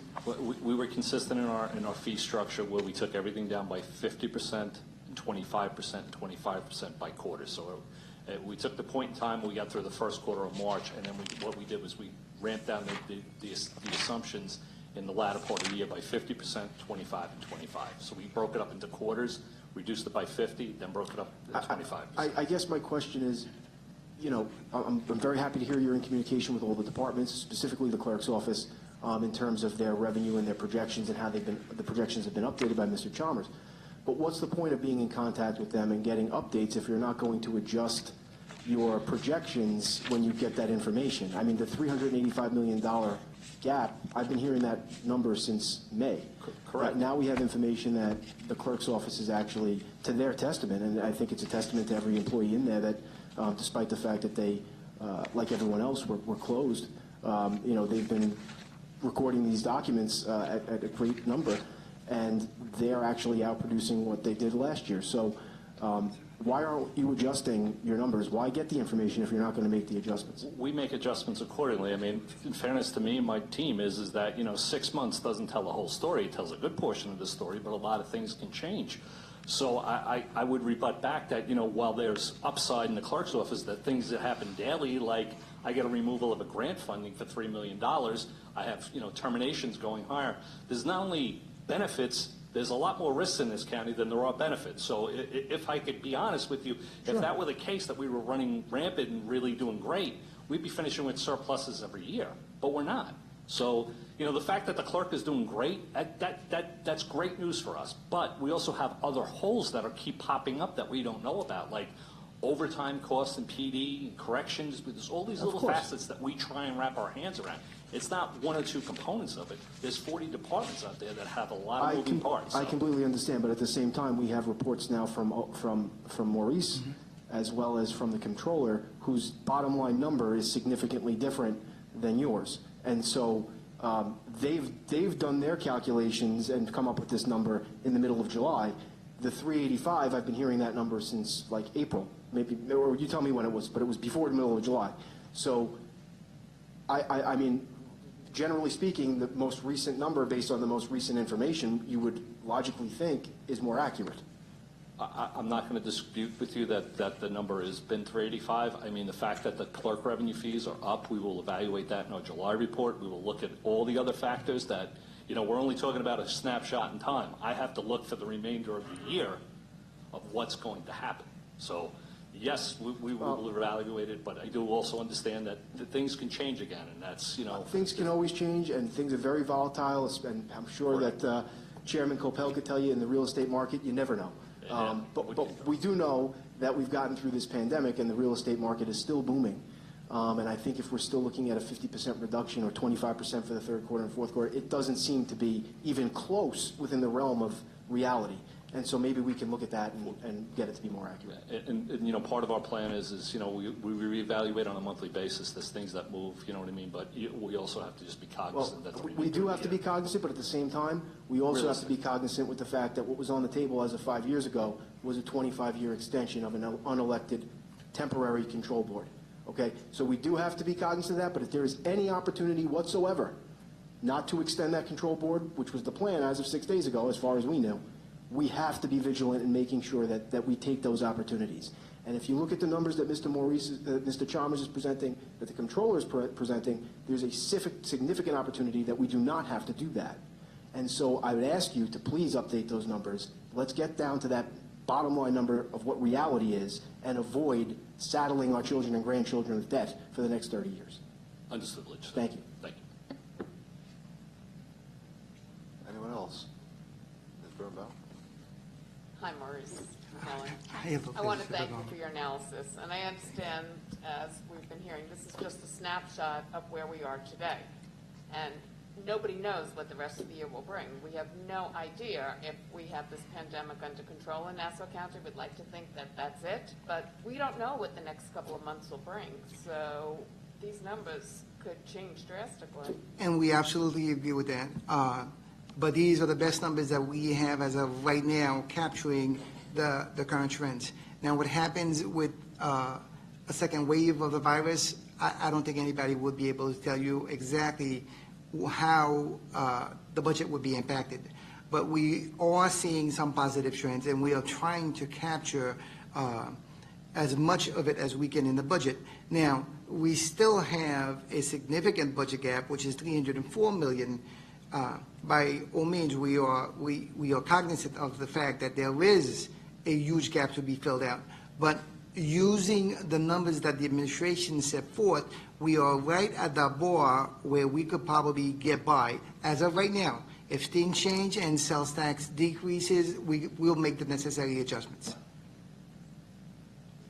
Okay, well, let's just hope that we're okay. We hope to. Okay, thank you, Maurice. Thank you.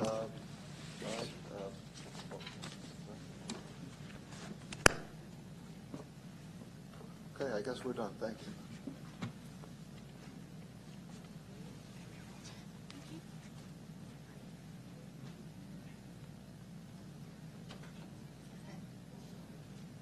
Yeah, do you need to adjourn the meeting? The hearing? You don't need motions? Okay.